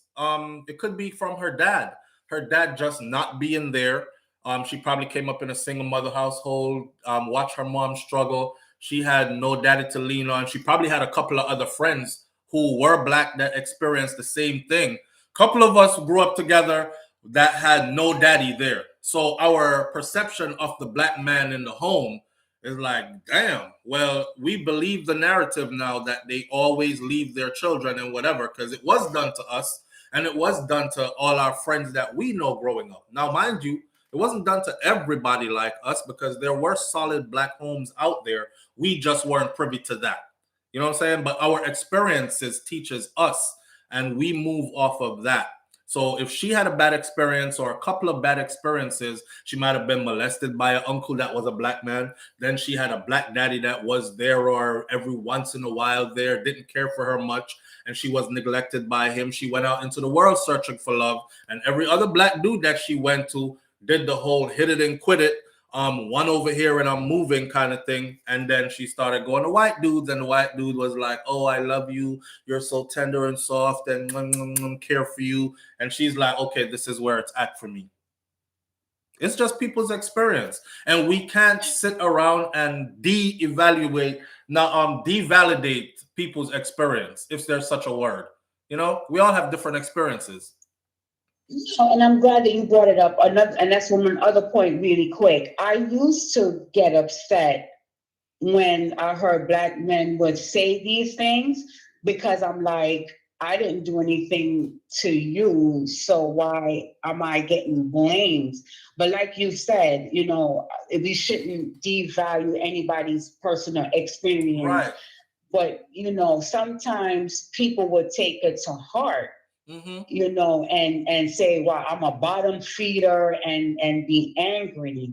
Right. You know what I'm saying? But it is what it is. At the end of the day, people are gonna love who they're gonna love. You know? Yeah. And one more thing that I wanted to say, when you brought up that you never hear a white man say that black woman is the most beautiful, a white man say that black women are the most beautiful woman in the world or whatever, even if he's with a black woman. I wouldn't expect him to say that because he is white. and he should put his own woman up on a pedestal. Okay, now stick a pin right there. So here you are, right, with a man who doesn't think that you are the most beautiful thing on the face of the earth. He thinks that the women that look like him are the most beautiful. And you would be comfortable with that? I don't think there's anything wrong with that. Why would you put down your own race of women to elevate another race of women? But why be with anybody else if they are less beautiful than the most beautiful thing on the face of the earth? Because sometimes you fall in love with a person. Because are you trying to imply that when a black man is with a white woman, he's saying that the white woman is the most beautiful woman on the planet than black woman? We could use that example as well. We can use what example? Listen, you hear what I just asked you, Shell? No, I don't think you understood my question, because I'm saying that the same could apply to a black man that's with a white woman or an Asian woman, and he won't say that a white woman is the most beautiful woman on the planet. Okay, well, check it out. I was married to a white woman, right? And I told that white woman that black women, all things come from her, and she is the original. I did that, and she wasn't offended because she wasn't offended. You're proving my point. She was not because offended she's because black. No, she was white. No. I don't think you're understanding what I'm saying. Maybe somebody in the chat could say. What am I not understanding? What I'm saying is, you were married to a white woman, and you said that that all women came from black women. I said all things came from her. All things. Yes. I'm confused. I don't understand. Okay, and then that's the thing. Me and her were able to scientifically break it down to show that the original woman is a black woman. The original woman is a black woman. And she understood it from that concept, so she wasn't upset when I said that. But for me to say... But that's elevating black woman. Yes, and what's wrong with that? No, SouFLo, what you're saying I don't think that you're understanding what I'm saying. I think we're agreeing with each other, actually. No, so you're saying then, right, that if a black man was with a white woman, he should say the white woman that he's with is the most beautiful thing, or should he say that a black woman is the most beautiful thing? Just choose one. Choose one. No, let's narrow this down. Let's narrow this down. No, you're not. Okay, let me say it again. Okay, you made an example, and you said, how can a black woman be with a white man if he does not elevate black woman by saying that black woman is the most beautiful woman on the planet? No, that's not what I said. That's not what I said. Okay, can you please repeat what you said? Because maybe I understood. Are you sure you want me to repeat? Or if I repeat, you're going to act like you still don't understand what I said? Because I'm going to clarify one more time.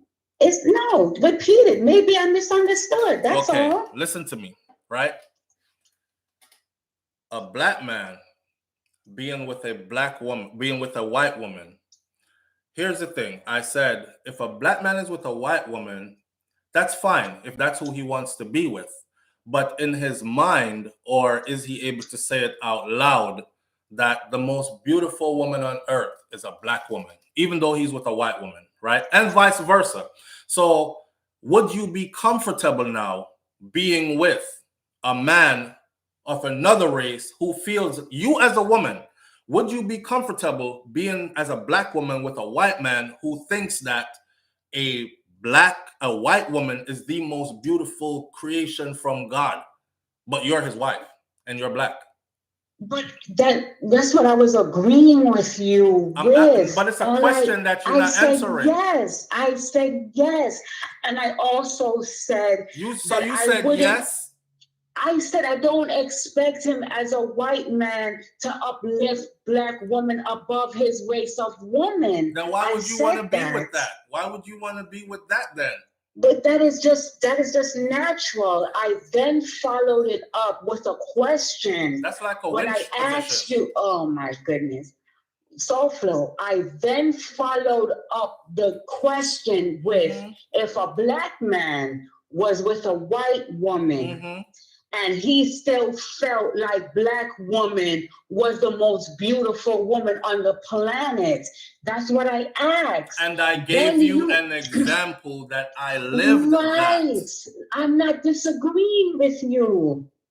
For some reason, there's a miscommunication. I'm not disagreeing with you because you answered the question when you said to your white wife that all things came from black woman. That is putting black woman above. Yes. That's what right. I'm not disagreeing with you. I'm lost. Okay. All right. Okay, sorry about that. I'm going to get off the phone right now. Okay. All right, Shell. Have a good day. Thank you. You too. Bye-bye. Bye-bye. That went around in a circle. But hey, again. But listen. So, I have an issue with people who cannot find beauty within their own race. I don't have an issue with people being with whoever they choose to be with. You can be with black, yellow, green, purple, blue, pink, the horse, the donkey, or the Christmas tree. I don't care, right? But I have an issue when you are of the persuasion you are and you find everybody else outside beautiful, but no beauty in your own people. Then we call that like psychosis. You must be in a psychosis. Not true? So that's where it was. She's saying that you should elevate, like she would accept that in a relationship. I couldn't accept that. I could not accept being with a white woman. And she goes, the most sexiest, most beautiful man to me is a white man. And you heard that? And you a black man? Wouldn't you be like, she probably I give her the pum pum to one of them white boy that we should go work with every day or something. Wouldn't you be like, one of them could take her away from you at any given moment because that's who she sees as the most beautiful, as the supreme, right? Wouldn't it bother you? She says no, it wouldn't bother her. In a relationship like that, it wouldn't bother her. If he exalted and said the most beautiful woman on the face of the earth to me is a white woman in the presence of you, a black woman, but then you're his woman. And it wouldn't bother you? Because it wouldn't bother me because I wouldn't expect him to exalt anybody over me. That sounds kind of winchy. I don't know. Live on the air with SouFLo. Good morning. Good morning, SouFLo. Good morning, family. How you doing? Good. I need therapy after that last call. I'm just like, please, come off the phone, please. My God. Shells went in a circle. Oh God. I think this whole love talk, about love for your love is foolishness. Okay, it's foolishness because you don't meet somebody at the bus stop and then just love them, right? First, there has to be an attraction. Right. The question is, what are you attracted to? Right. The second question is why. Now, nobody is saying you cannot be attracted to a range. Yeah, I see beautiful people in all races, right? They are attractive people. Am I necessarily attracted to all of them? No. But you can be attracted to a range. But if you have an attraction that exempts your features, if you are attracted, because we're attracted to features, right? Right. If you're attracted to features that are outside of your racial category, that means that the features you see when you look in the mirror, you're not attracted to. Now, that probably lives in your subconscious, not in your conscious mind, right? That's how we can be double-minded. Right. But you're not attracted to your own features. That means that there's a level of self-hate that is there. Right. And I think as Black people, we have a self-hate issue because we have a lack of knowledge issue, which leads to a self-worth issue. We really don't. You hear I hate to hear Black people say, "Oh, we were kings and queens." Most of us were not no kings and queens. And when you make a generalized statement like that, it tells me that you haven't really studied your history. You're just repeating generalizations that you've heard. When you study your history, which I think is the cure for the slave consciousness, and understand your people's impact and in what they have invested in human history, right? In the human story. Most of us don't know that story because we don't pick up a book and read, right? A good book to start with is Black Spark, White Fire by Richard Poe. It's a very good book to read that talks about ancient Black, it's actually written by a white man.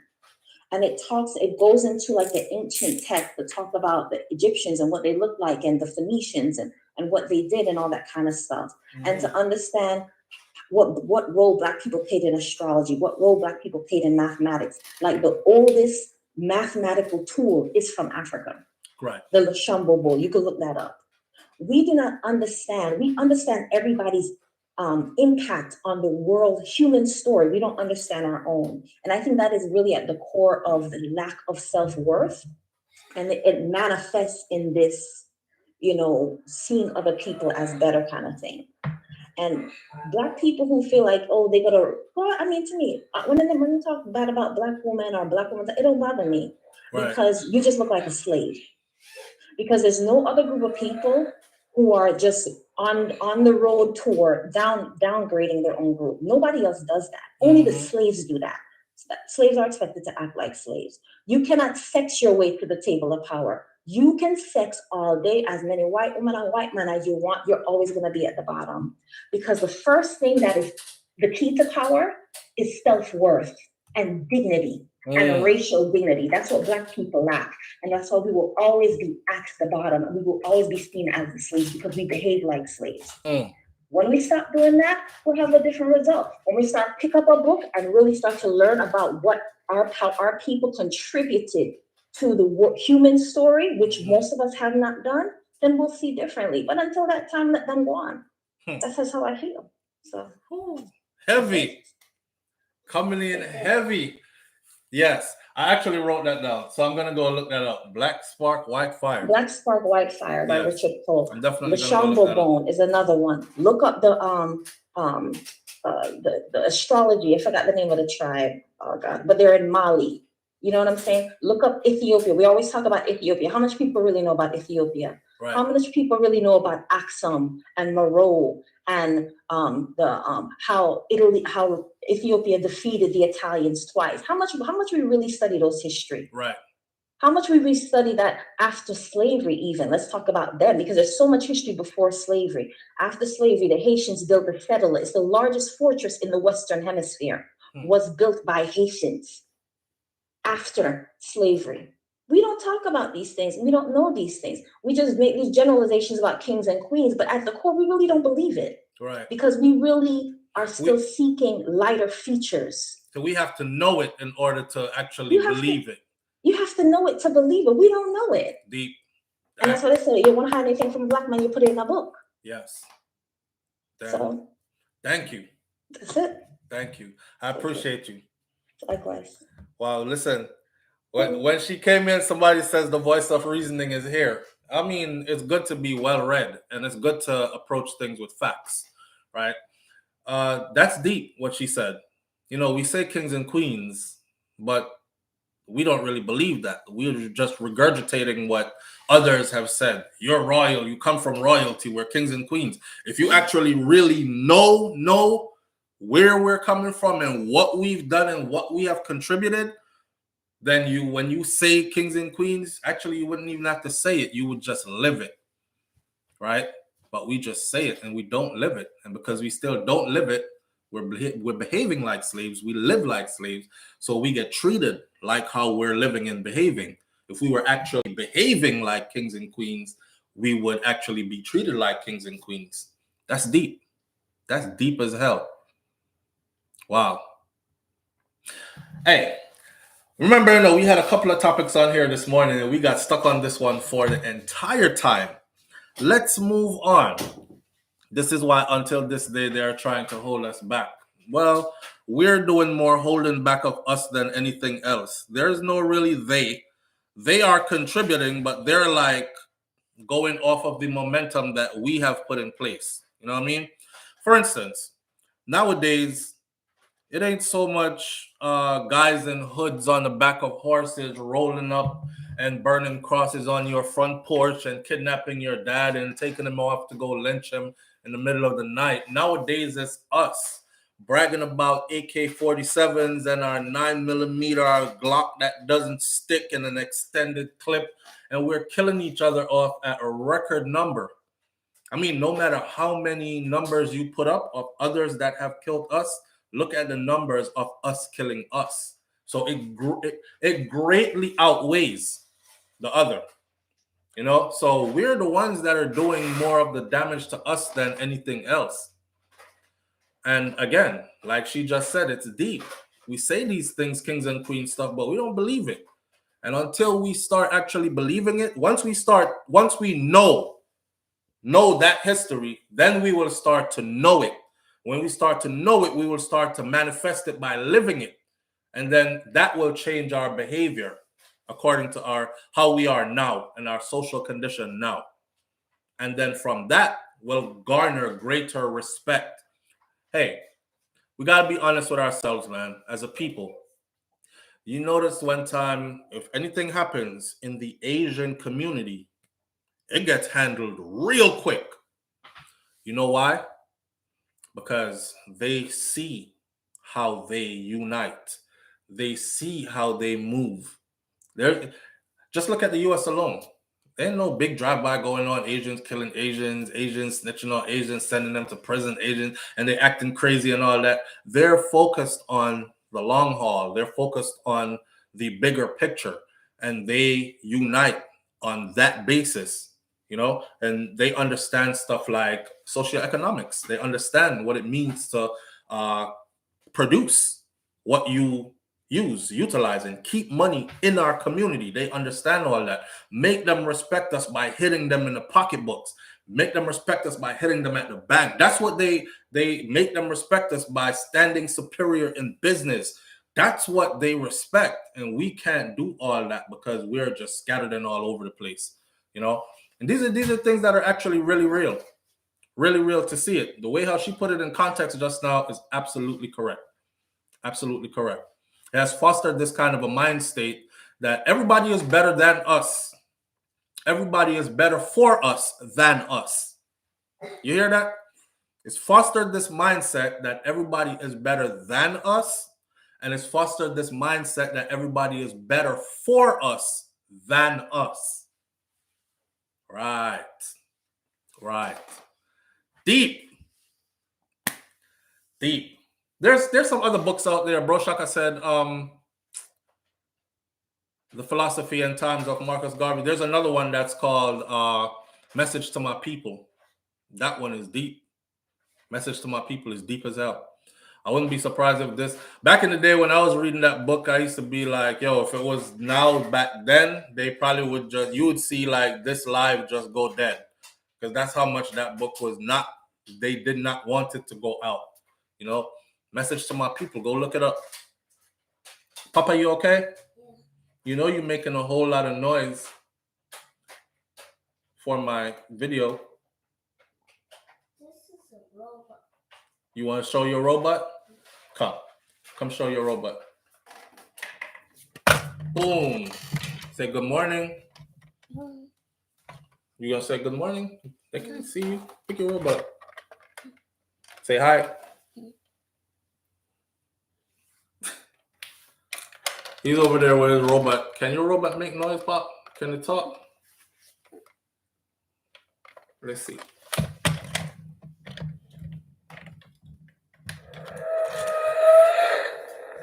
Oh. Astrobot. Does he walk? Expel intruders.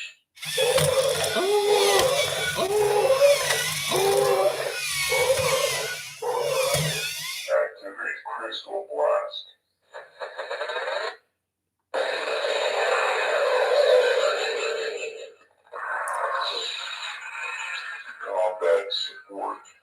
Combat support?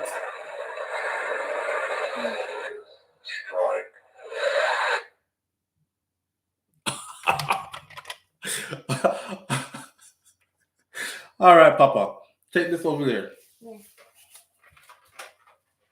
Daddy will be done soon, okay?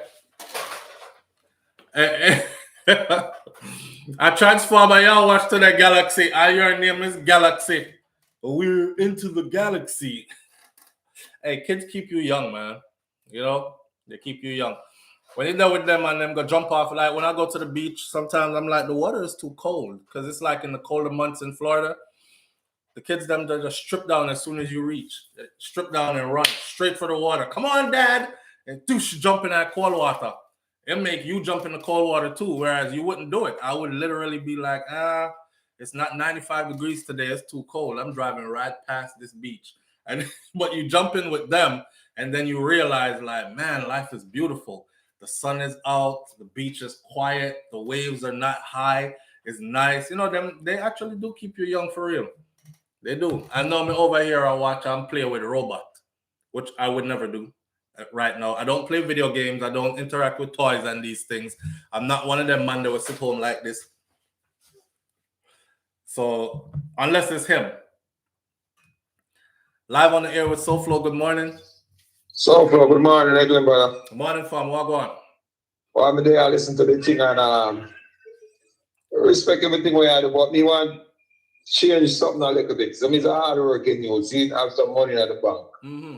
I mean, I look somebody in your group. I mean, there's a lot of intelligent, well-read entrepreneur business people who can reach out to me, show me how to invest some money. That made the plan. And I just put that in the group so you can see my number. Anybody want to reach out to me? You probably can call you and give them the number. Show me how to do some business and some investment. You know, I put the number in the group.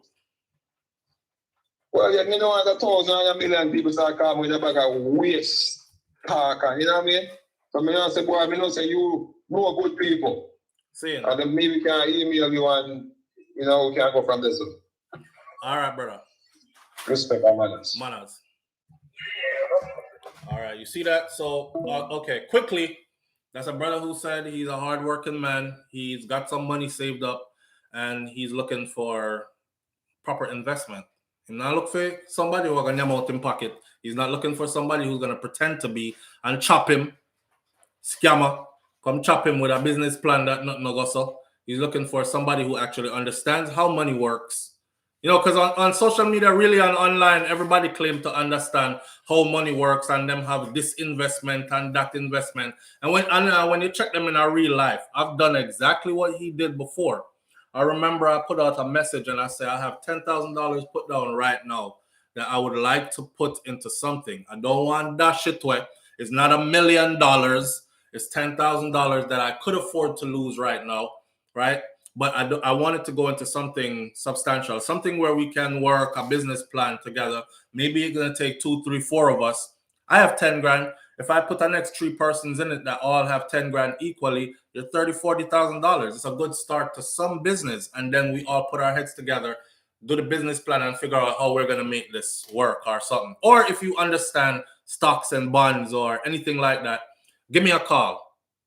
I can't tell you how many people called me with bullshit, like straight up bullshit, or on the edge like they're trying to scam me out of the little money what I have.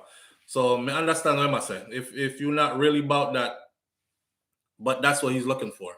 And I'll tell you what, there's quite a few of us out here that are like that. You know, hardworking people that got a little bit of money put on, don't really understand too much how to flip this money, because we're gone past the days of buy a 10 pound of weed and put it on the street and govern it. That's all. Buy a quarter key of coke and put it over there so and govern it. That's we're long gone past those days. So we're trying to look for substantial things, you know. Listen, seek help from a financial advisor. Kaz Robinson says, don't come past social media because a beer shark are out there, right? Which was my experience. Beer sharks were out here. Not one the one person that actually called and I thought it was going to go somewhere ended up just stop calling. Him used to do YouTube too. Him take on him YouTube channel, him stop call, him stop talk about it. Every time I link him about it, he wouldn't reply. And so basically nobody was ready for that. But they talk a big talk in the comment section though. Ready to go, SouFLo, just say the word. So now when I see that ready to go, just say the word, I'm like, yeah, whatever, man. I've been down that road before. Anyhow, let's talk briefly about, or pantily about,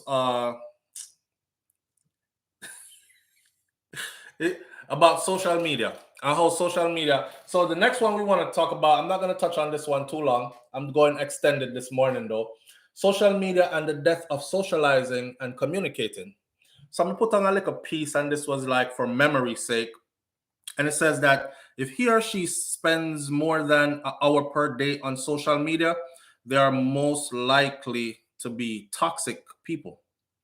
If you spend more than an hour per day on social media and you're not running a business on social media, you're more likely to be a toxic individual. And the more time he or she spends on social media is the more toxic they are likely to be. See it? Yeah, with a higher level of toxicity. Social media is where people go for validation, not for solutions. And that's one of the problems.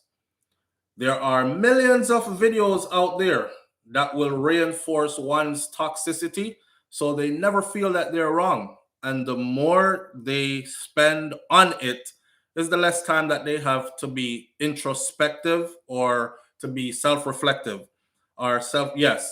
Let's talk about how social media ruins relationships by delivering false hope,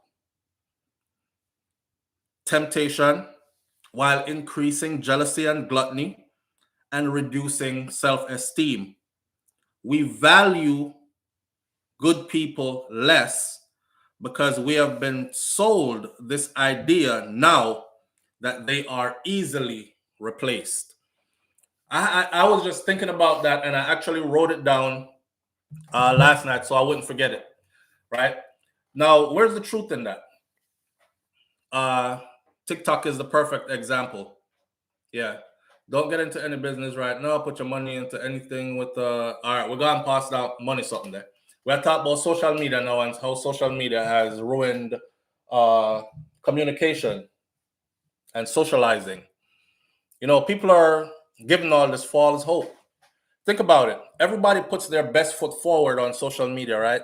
Nobody ever does a video where they're on social media crying and they're like, I can't pay my bills. I could barely pay my bills. Or if I listen more, I would be a better person. I'm just messed up and I'm not a good person, but I'm trying to be better. And this, nobody puts that kind of stuff on social media. Every time you see anybody on social media, they're putting their best foot forward, right?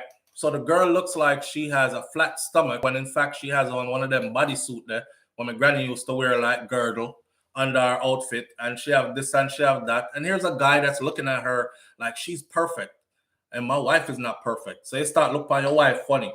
Cause every girl you see on there, they're perfect. They're perfect. They speak perfect, they act perfect, they look perfect. Yeah. And same thing vice versa for her.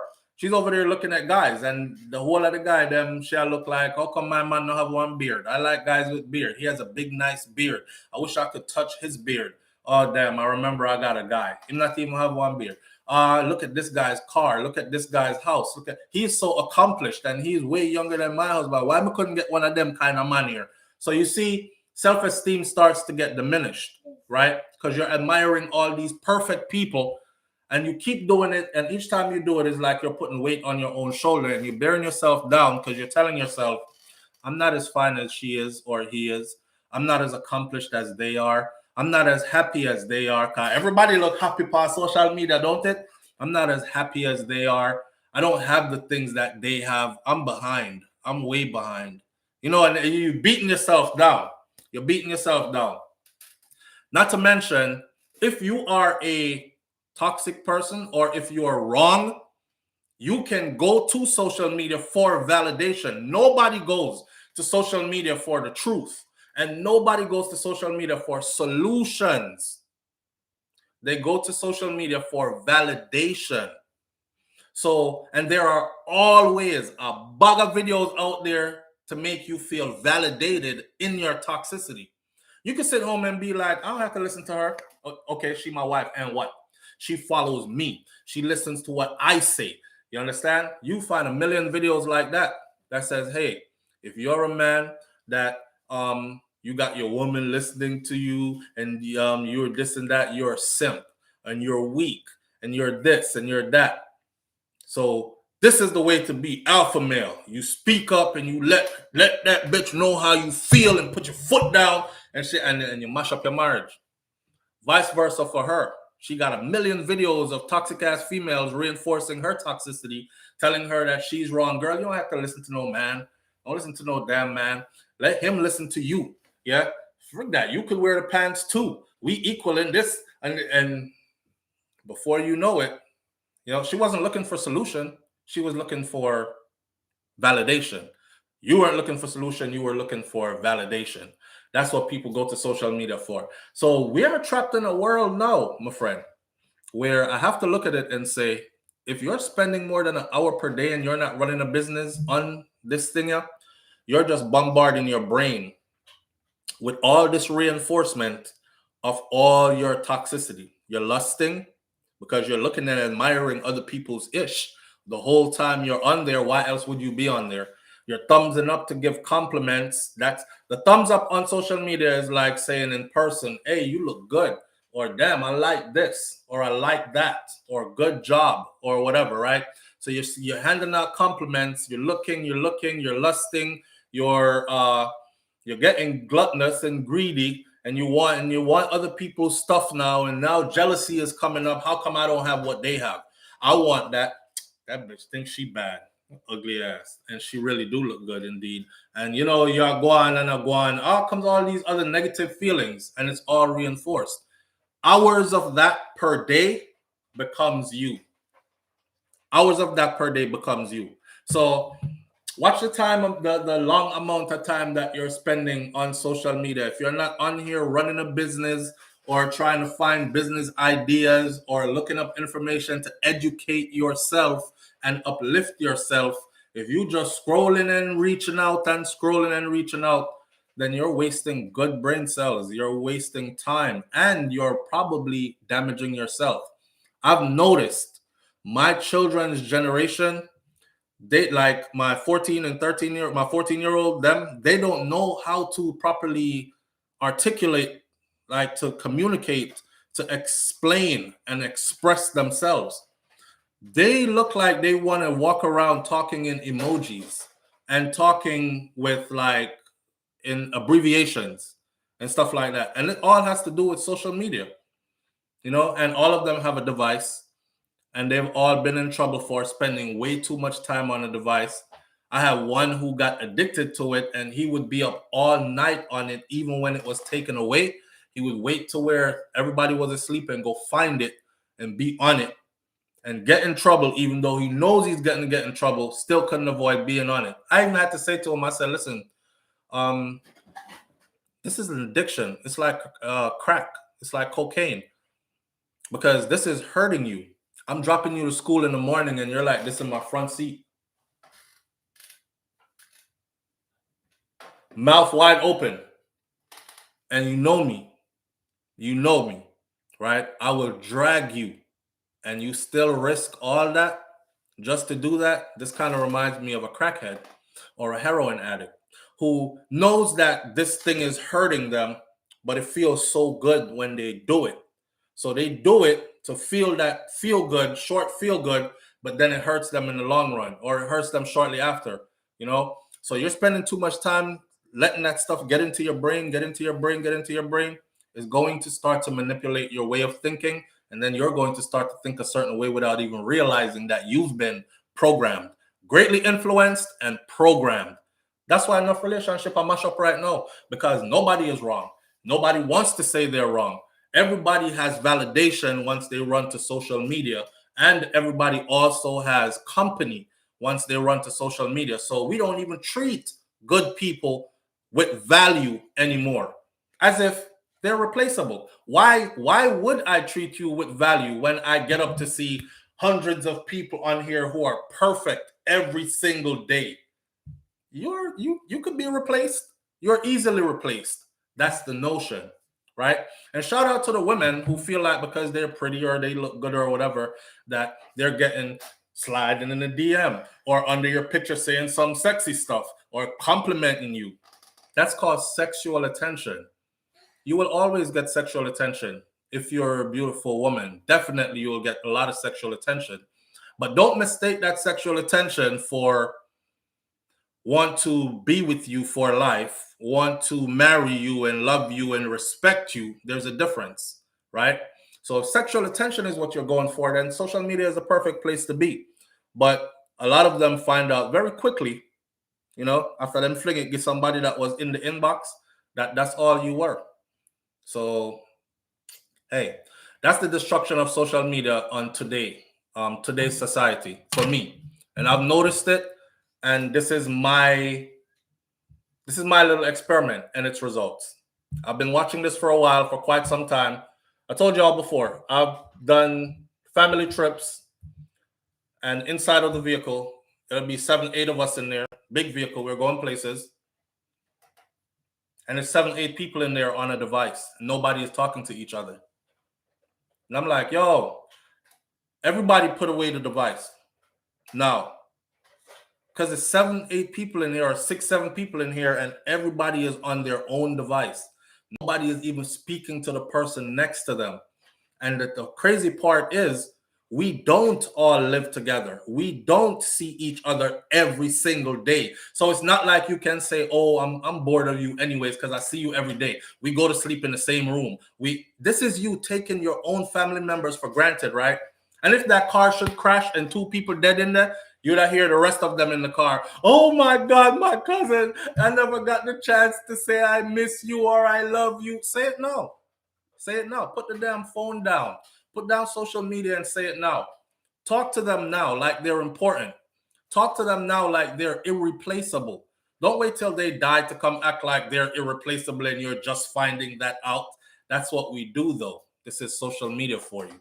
See? With that said, that's why as parents, with this changing world, we have to create boundaries. Yes, definitely.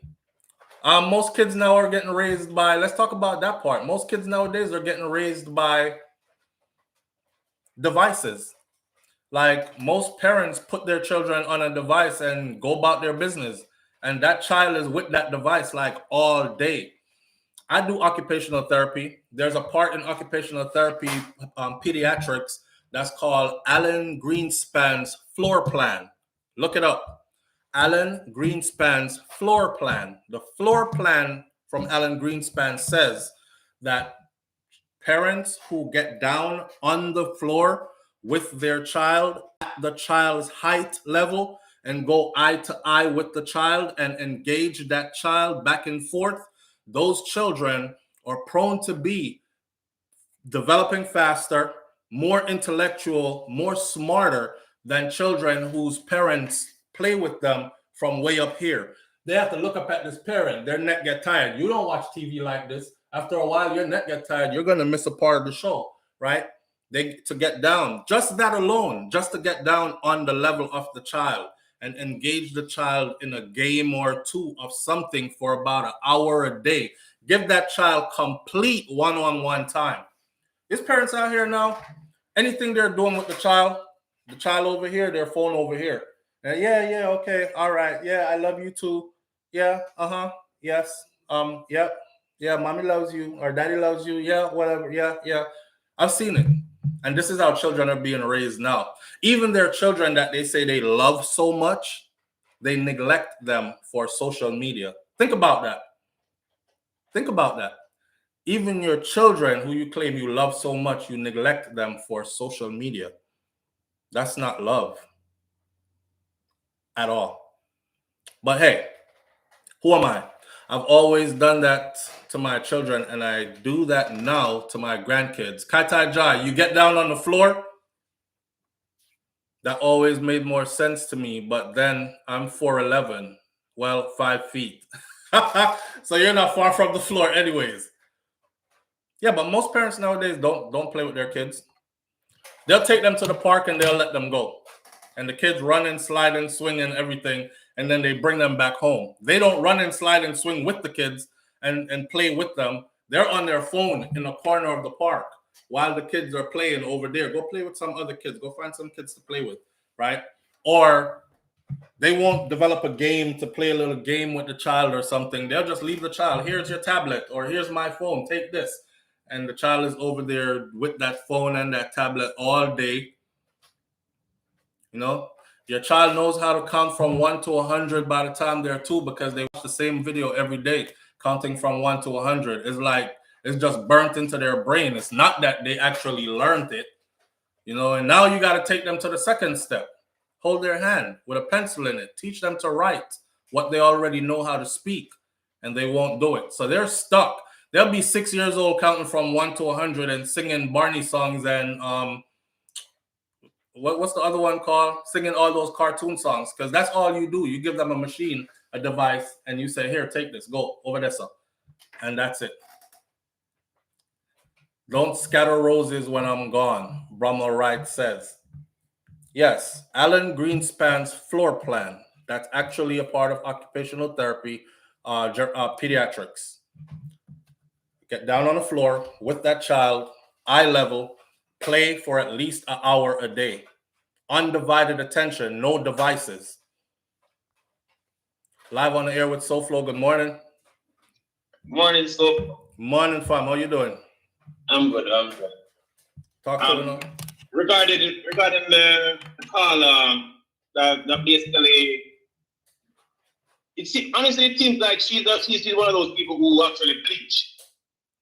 Who actually do what? Bleach. They bleach the skin because they think dark is not beautiful. Which one? The one that said that if she was with a white man, she would accept the fact that he said, yes. Yeah. She's not the most beautiful thing, but women that look like him is, and she would accept that. Because she maybe she has doubts within herself. Yeah. I asked that question for a specific reason because I wanted to see.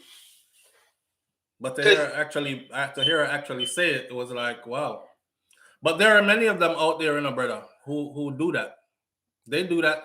I remember one put up a video on YouTube because she was tired of how the relationship was going. And if you hear the mountain ning, the N-word there, and she goes, every time he get upset and we argue, this is what comes out of it. And she had her phone on the steps. Some of y'all might have seen the video. It was a house that had steps in it. And she put the phone on the steps and go around to the kitchen side or whatever. And they were arguing. It was a black girl and a white dude.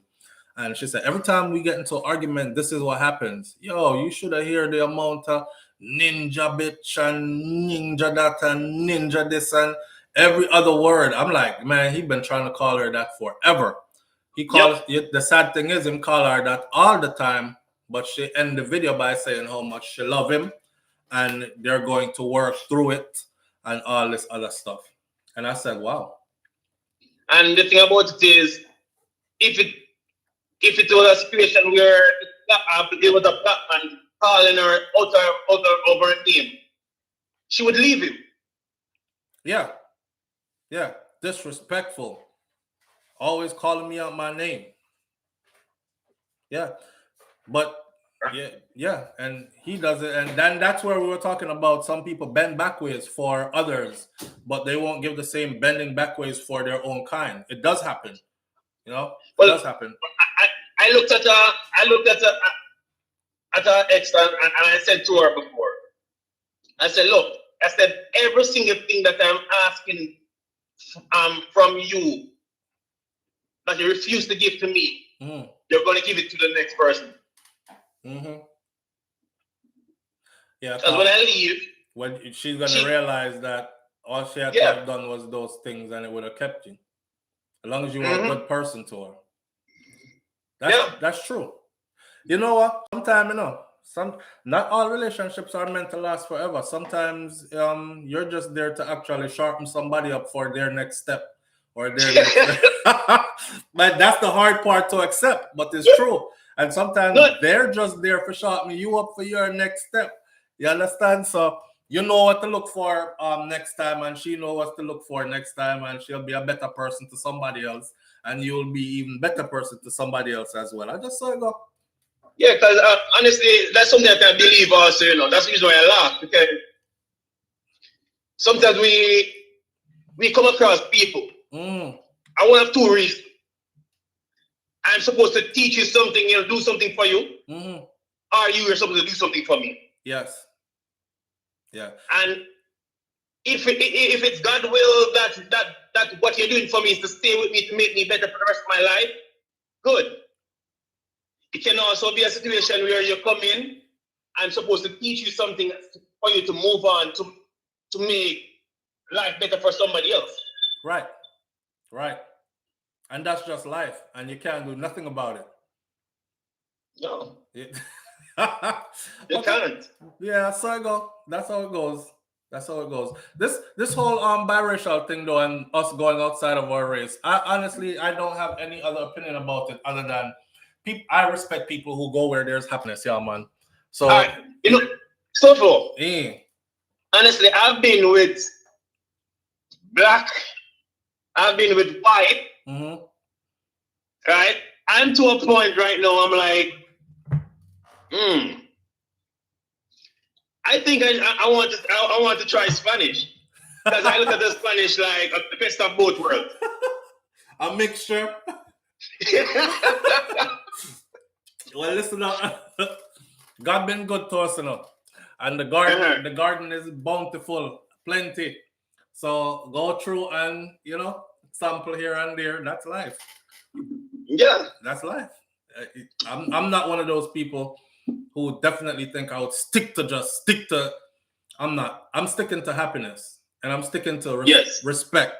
Who's gonna respect me and and loyalty? In the Bible, you know, the Bible didn't. There is nowhere in the Bible where it is a man asking a woman for love. In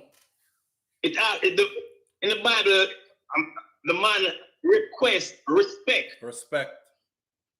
Woman, and the Bible says a man should love his wife. And the woman and the wife should respect her husband. Rotten. That's what the Bible says, you know. Because love to men is respect. Respect, yeah. That's how we interpret it. Yeah, if a woman don't respect that man, then that man interpret it as she doesn't love him. Yeah. Yeah. What a man requires as far as that is concerned is different from what a woman requires as far as that is concerned. Somebody say you think Spanish woman play a go on, man.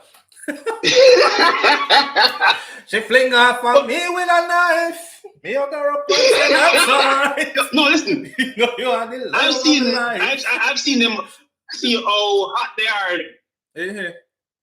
But sometimes you may get in there and you make that difference.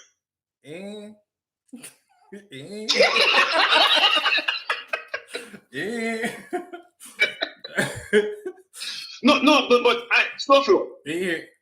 So you're saying that you have never met a woman before that she was nasty to somebody else, and she was the perfect angel to you. Me not too digging at them past, brother. I don't want to know.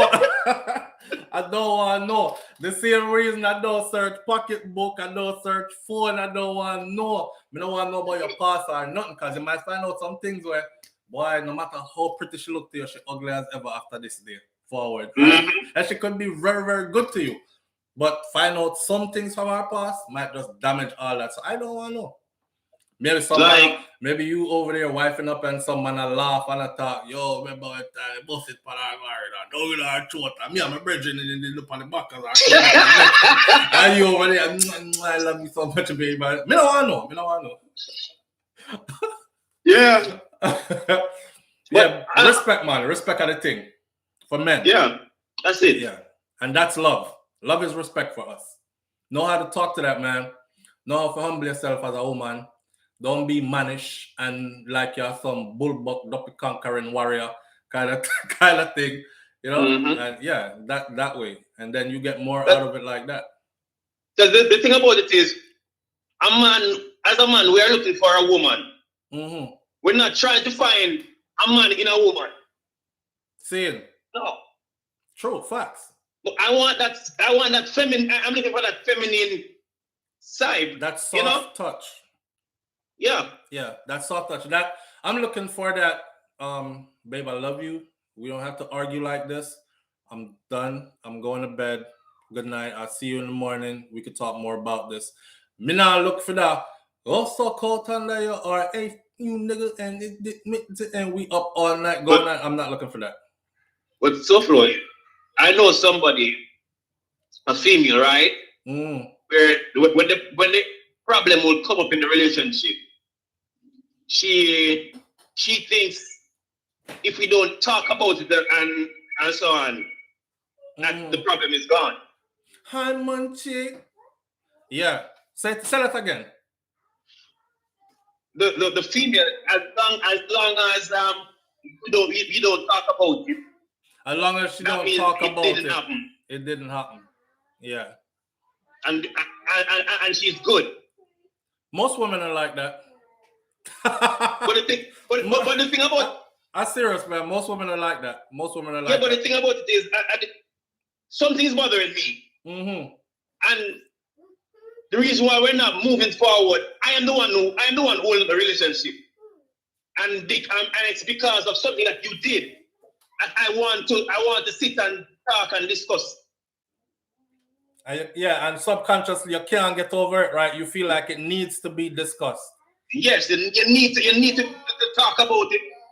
But at least get closure then. In her mind is let's not talk about it, it will disappear. Yeah, she feel like it will go away. Yeah. So Kaz Robinson knows to put a damper on things. Spanish women cannot take you home. You know, see how long it take for J-Lo to be accepted.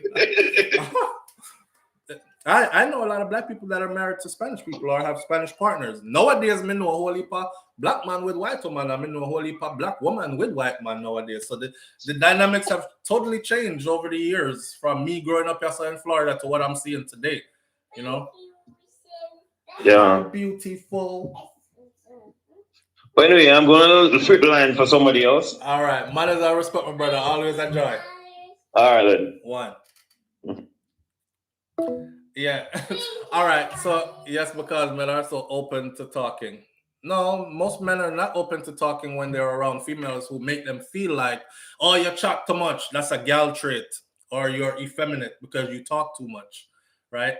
So then we shut up. And we don't want to speak to you. We'll speak to another female who is accepting of the fact that we want to talk and we have a lot of words. Yes, think about that.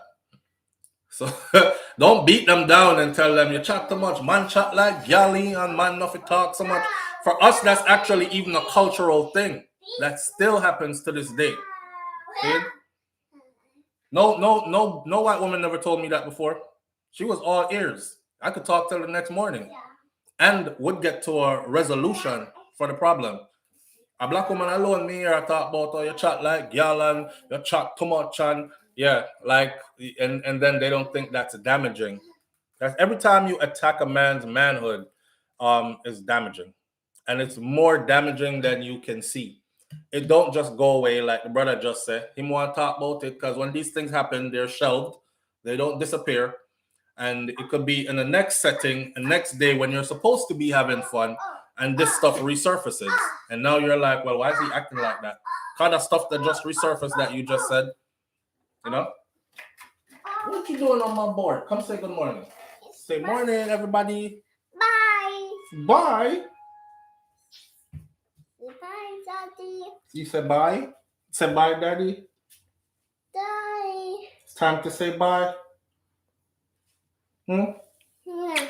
I love you. Wow. Go on. Before she erased everything on my board. Okay, so the Donnelly Donaldson update is the last thing for the morning. One man's nagging is another man's talking. Yeah, so it just depends on who you're letting all that out to. If I'm letting all that out to a female who doesn't understand that men need the same thing that you do, you know, he needs that ear, that listening ear. That's what you need, that listening ear. You want to chat till tomorrow, I must listen. And then I must not only listen, I must also remember everything that you said. But when it's my turn to talk, I talk like y'all. So it depends on who you talk to, right? Kai, why are you over there erasing everything off my board? Milani, really, Milani? It's different. What? Fun. It's fun? Munchie. Okay, I can't see that the part of the board. My idea is gone. Let me hold on. Let me take a mental picture real quick. Why arm of that minute? Okay, we on that. Okay, review. Okay, may I do that already? Okay, one quick that come. Just don't erase the top. I had some pictures done. I figured I would show these to my audience. I had some pictures done, right? Because we've been trying to. I want the walls in my house to be like a story. So I have some big picture got printed. I found a beautiful printing company, but no, I can't get something out. Found a beautiful printing company. I was gonna share one or two of these pictures with y'all, but I can't. I'm gonna rush and get them out and mess up the pictures. But anyhow, let's do an update.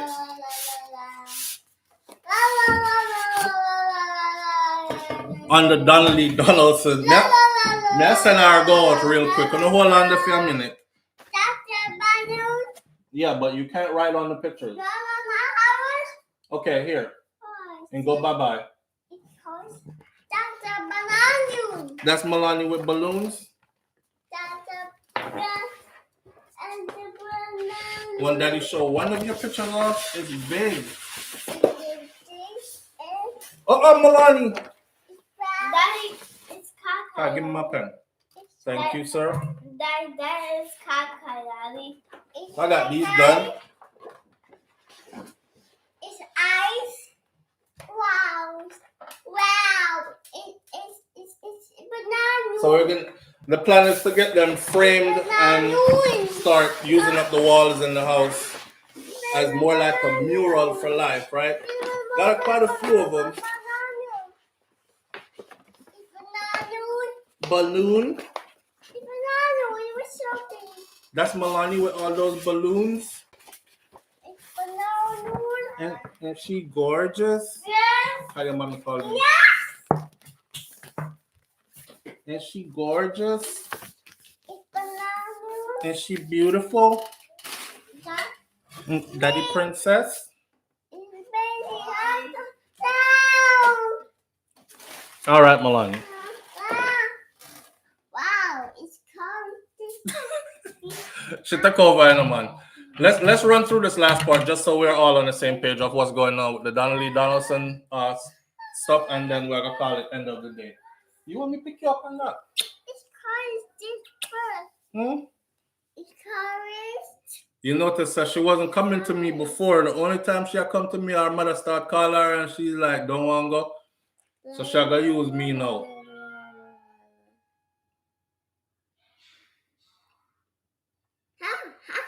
You want to go see mommy? It's mommy. Go see mommy. Me. I think mommy going outside. Go see mommy. No? Okay. All right. So Noel Maitland, the cop boyfriend of social media personality Donnelly Donaldson, has been remanded. So he went to court trying to get bail, and they did not give him bail. They actually did not even submit a bail application for him to get bail. All right. They Maitland attorneys said that he's charged with murder. He was ordered to return to the Kingston and St. Andrew Parish Court on September 16th, and the prosecution is to undertake a further review of the materials, including witness statements and more disclosure to the defense. Now, the prosecution has witnesses. We never know that. The prosecution has witnesses. We knew that his lawyer, which would be his defense, said he had 2 witnesses who saw Donnelly leave. The prosecution has witnesses. Me no know where the witness them say, but they said in court, Maitland's attorney told the court that they need more information to properly advise their client. They want all the stuff that they have. Remember, I told y'all before, it is your constitutional right in Jamaica that whatever is being used against you in court, your lawyers have that information too. That way, your lawyers can mount a proper defense, go in there knowing what we're going to fight. They have not been given all this information. So when they went to court and the prosecution splashed it out to the judge, it was a surprise to them. His defense. So his lawyer is out here saying, oh, we feel ambushed. We feel ambushed. We feel like, you know, we were attacked. People are killed them in our comment section, you know. You were ambushed. How about Donnelly was ambushed? You know, wicked, made the devil Satan go, we don't know, all these kind of things. So earlier, the prosecution informed the court that it intends to have the case against the policeman transferred from the parish court to the home circuit court. However, the presiding parish court judge said that the matter was not yet at that stage, and he remanded Maitland, he or she, remanded Maitland until September 16th. So September 16th, he will be back in court again. August 22nd was the day he was supposed to go try to get bail, and this happened. Judge said, September 16th, we'll see you again. Further reminded, however, the police constable has been in custody since his arrest on July 27th in relation to the disappearance of 24-year-old Donnelly Donaldson. The prosecution gave the judge this as an excuse because the judge wants to know, okay, you guys knew you were coming to court. How come they didn't get the information that you have, right? The stuff that's going to be used against their client to better prepare them for this and whatever. And they said they purposely didn't give it to them because they have concerns, genuine concerns about protecting the people that are involved, particularly the witnesses.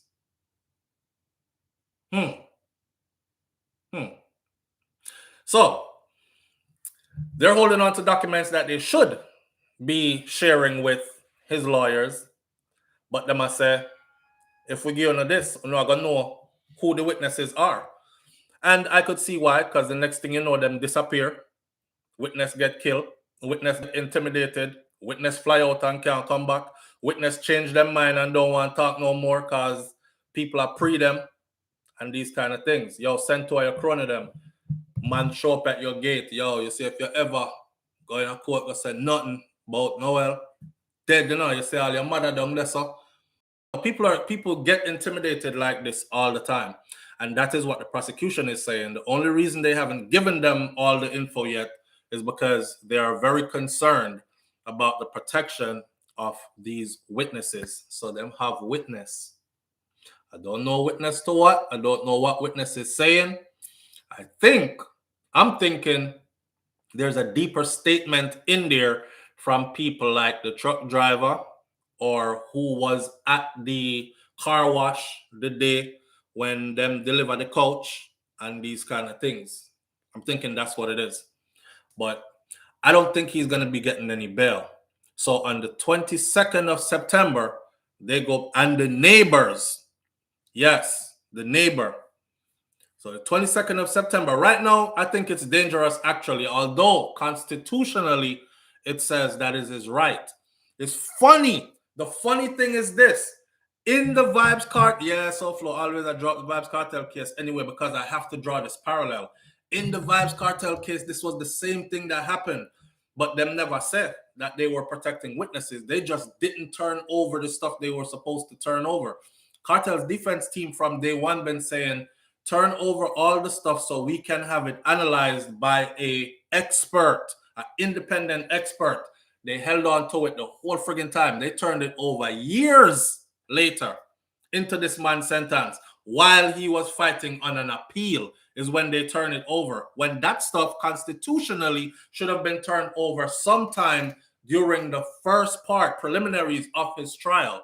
That is the constitutional violation that took place in the Vybz Kartel trial.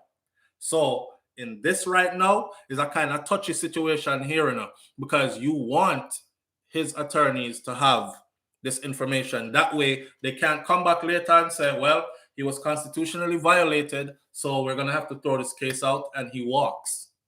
But at the same time, we don't want it get turned over and then gunman show up at people's house and people don't want to talk no more. 2 witnesses disappear and he walks. You see it? So it's a touchy situation. I don't know how they're going to deal with this one. I don't know how they're going to... Kataja Empress says, yes, it's a thin line, but that was evidence. We're talking about people's lives. Right. Right. Whatever the evidence is, whatever the thing is, can lead to people losing their lives. See? This in cartel case, it's just evidence and they held on to it, and I agree with that. They could have turned that over because nobody would notice. It wasn't a recorded testimony from an individual that they were trying to protect, right? In this case, apparently, it seems that that's what it is. It is a statement from whoever. And when you tell them that we have this statement against your client, the next question usually is, well, who is this person? How do I know this? Because I followed the Vybz Kartel case intricately. You should listen to Tom Tavares Finson's son talk about it. He said one of the witnesses that they had against Vybz Kartel, when we went into court and we said, okay, we read through the witness statement. Let's establish that this person is a real person. Because you can't come to court and just say, well, I have a statement from somebody that says, I can travel to a country and say, hey, Jimmy, come here. I write down this, you see? I want you to read it back in the recorder for me. All right. And Jimmy said, January 1st, 2020, me and Vybz Kartel was on a bus heading to so-and-so, and him grabbed me around my neck and 2 men dragged me into cover up my mouth and then bring that to court. And we're supposed to just say, okay, that's credible. You can't. So as defense, it is their duty to establish an identity for the individual that this information comes from. I can't remember his name, Tom Tavares Finson's son, me keep on calling him because he's an attorney as well. He said they gave him information. They gave them an address, school that he attended, to establish that it's a real person. I think even somewhere he was employed and all this. He said we went and we checked out all these things, where him grew up, the address he was supposed to live at, all this stuff. None of that existed. None of that existed. Therefore, that witness does not exist. They themselves could not say, we got it from John James and he's right here. So, but it was still taken into consideration and brought to be used against them towards a conviction. So all those things, in this particular case, they're watching those things and they're saying, we're not trying to make that foul up. We don't want our witnesses disappearing, whether somebody make them disappear by intimidating them or actually doing something to them. We are trying to keep them under wraps. But a constitutional violation might take place if they do that. So I don't know how they're going to work that out, right? So that's where the case is at right now. So look forward. Stay on top of it. Keep talking about her. Keep saying her name. Keep looking forward. I'm looking forward to the 22nd of September it is. And on the 22nd of September, it will be established. They'll go back to court and then we'll see. I'm supposing that they will try to make a bail application, try to get him out on the 22nd. This is when the judge will say, because now the judge has everything that the other side has, the prosecution. So the judge can go through it now. And the judge can now say, Okay, what forensics evidence do you have? Because you claim to have forensics evidence. Okay, here it is. It's listed. Oh, okay, so there is DNA. Okay, it has been confirmed. Okay, they have. All right. Okay. All right. Hey, I'm not gonna be able to grant bail, or the judge can look at the stuff and say, but this don't make no sense. This is all flimsy and hearsay, man, and circumstantial. It's not strong enough to link him to anything. Bail is set at 500,000 or whatever, and he'll be able to fight this from outside. On the 22nd, we will see where that goes, right? Everybody has said no bail for him. We'll see where it goes on the 22nd. I'm just keeping you updated. With that said, shout out to everybody that tuned in this morning. It was for the long haul. All right. Big up on yourself. Have a wonderful day. Stay blessed. Stay smiling. Life is short. And I'll catch you right here tomorrow morning on Morning Thoughts. One love. Peace.